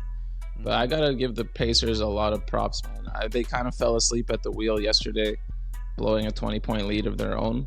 But How's that kind of falling asleep? That's they were in. They did, but at least. Yeah, at least it was close down the stretch, which is all you could ask for as a fan. Well, because they started blowing the lead earlier.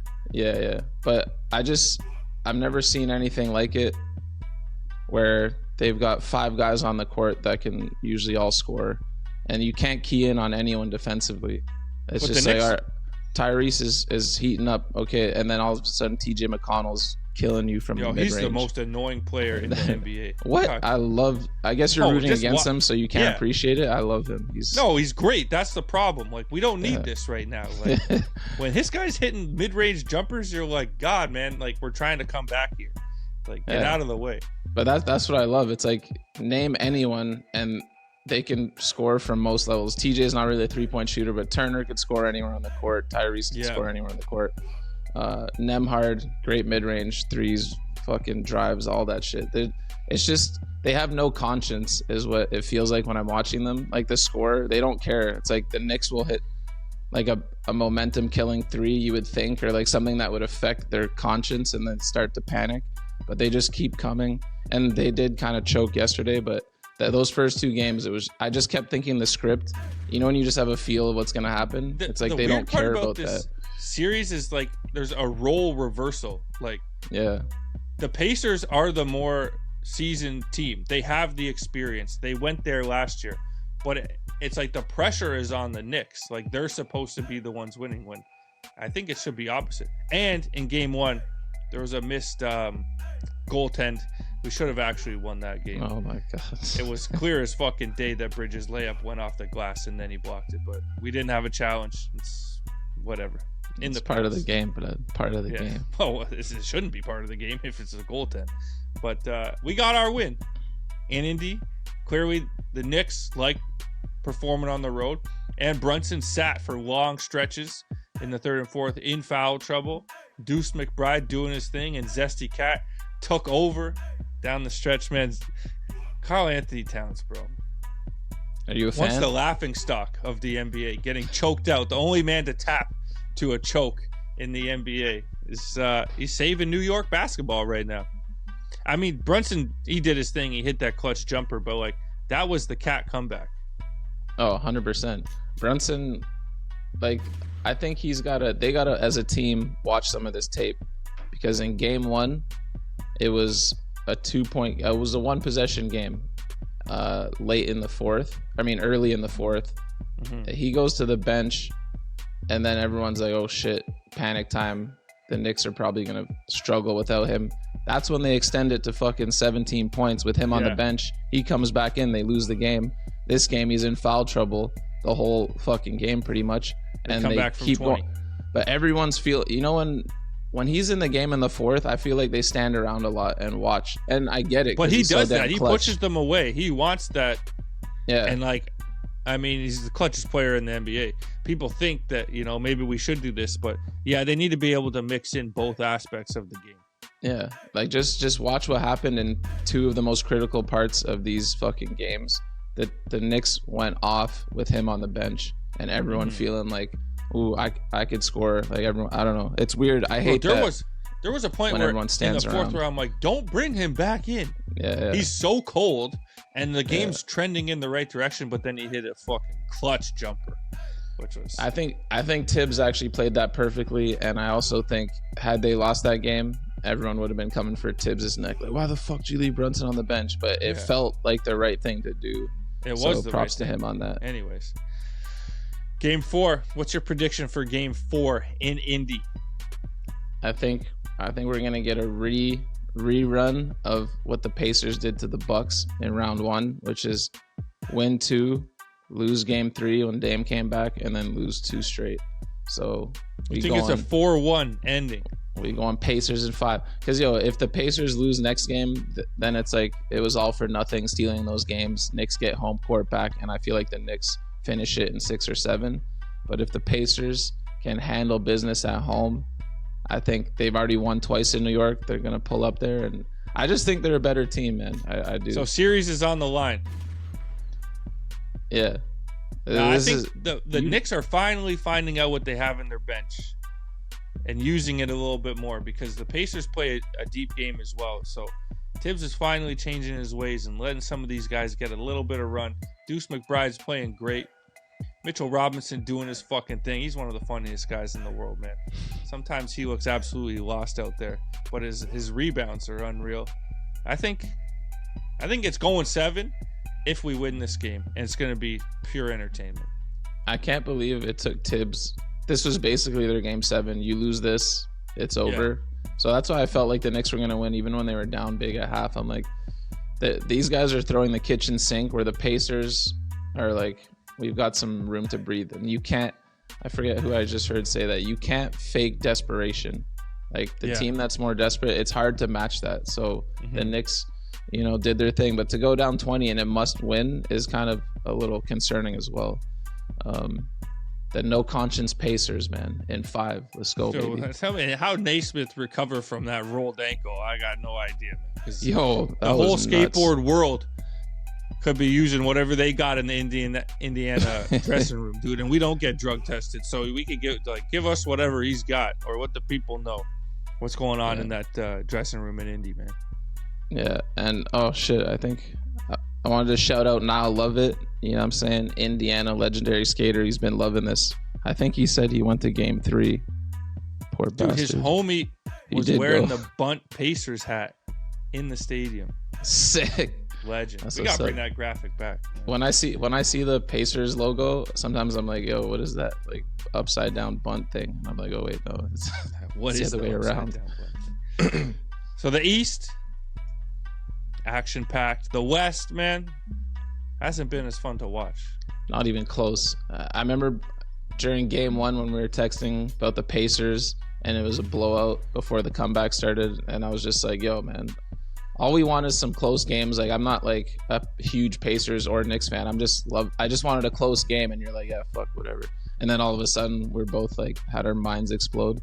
But unfortunately, it hasn't been anywhere near that. On the other side, we got 3 blowouts in a row, and I don't know what to make of it. I'm not overreacting to game 3 personally, because sometimes there's no real adjustment other than effort. You know what I'm saying? And they were desperate, but they came out. The Knicks went down 20, which was crazy when you're the desperate team. I like what the T-Wolves did, where it's like, we're desperate from the fucking jump, and there's no chance of a comeback. So shouts to them for making it interesting. But let's get a close game, man. Shit. I want to see some drama over there with SGA and Ant, man. These blowouts are whack, man. That's it, bro. That's all the sports news. Unless you got something else. No. What's your prediction? I watched the first 30 minutes men's. I'm gonna probably finish it in a bit. That was hectic, man. Yeah, no spoilers. Not again. What was I gonna say? What's your prediction though for both series? Like Knicks how many games? Okay, Knicks and 7. Apologies to Niall. Like, I love you. You're skating and good homie, and I like the Pacers kinda, but I'm Knicks, man. It's just unfortunate we had to go against each other here. No hard feelings. But I'm Knicks in 7. Pacers in 5. Minnesota in 6. I've been saying OKC. Dude, can you just imagine the drama of Anthony Edwards and the goons from Minnesota pulling up to MSG? Like, the roof gonna pop off MSG. No offense to everyone else, but like, if it's Indy and OKC, it's kind of... You're just thinking about it boring from a star power perspective, from style of play. From style of play, I think Pacers OKC is going to be amazing. Dude. I think it's going to be run and gun. I think OKC wins. So this is my thinking. That's two small markets going at it. That's bad for business. If the Knicks and OKC make it, 0 chance the Knicks win that. If the Knicks and Pacers make it, I feel like anything can happen. I lean towards OKC. The Knicks and Wolves? Or Knicks and Wolves, sorry. I mean, I still think it's OKC's to lose. And I think if the Wolves made it, that would be interesting because that would be a toss-up no matter who comes out of the East. I just think OKC Pacers would be more competitive than OKC Knicks. Yo, the doubt on the New York Knicks. All we do is find a way to get the job done, man. Let's see. That's it. Zesty Cat doing his thing. And if it's Knicks, T-Wolves, like the big trade that went down last year, like, there's drama, man. Like, how do you not cheer for Cat right now, dude? He's doing everything, man. See him changing his voice again in his post-game interview. Anytime the Zest allegations get too loud, he'll have a post-game and he'll be like, I just had to get the ball in the hole. Yeah, he's a fucking legend, man. Shout out, Cat. Yeah. All right, y'all. That's it. Next week, we'll have some answers for you on the conference finals, man. Someone's going to be a genius, and the other isn't. Oilers. Let's go, baby. Canada. All right. Peace.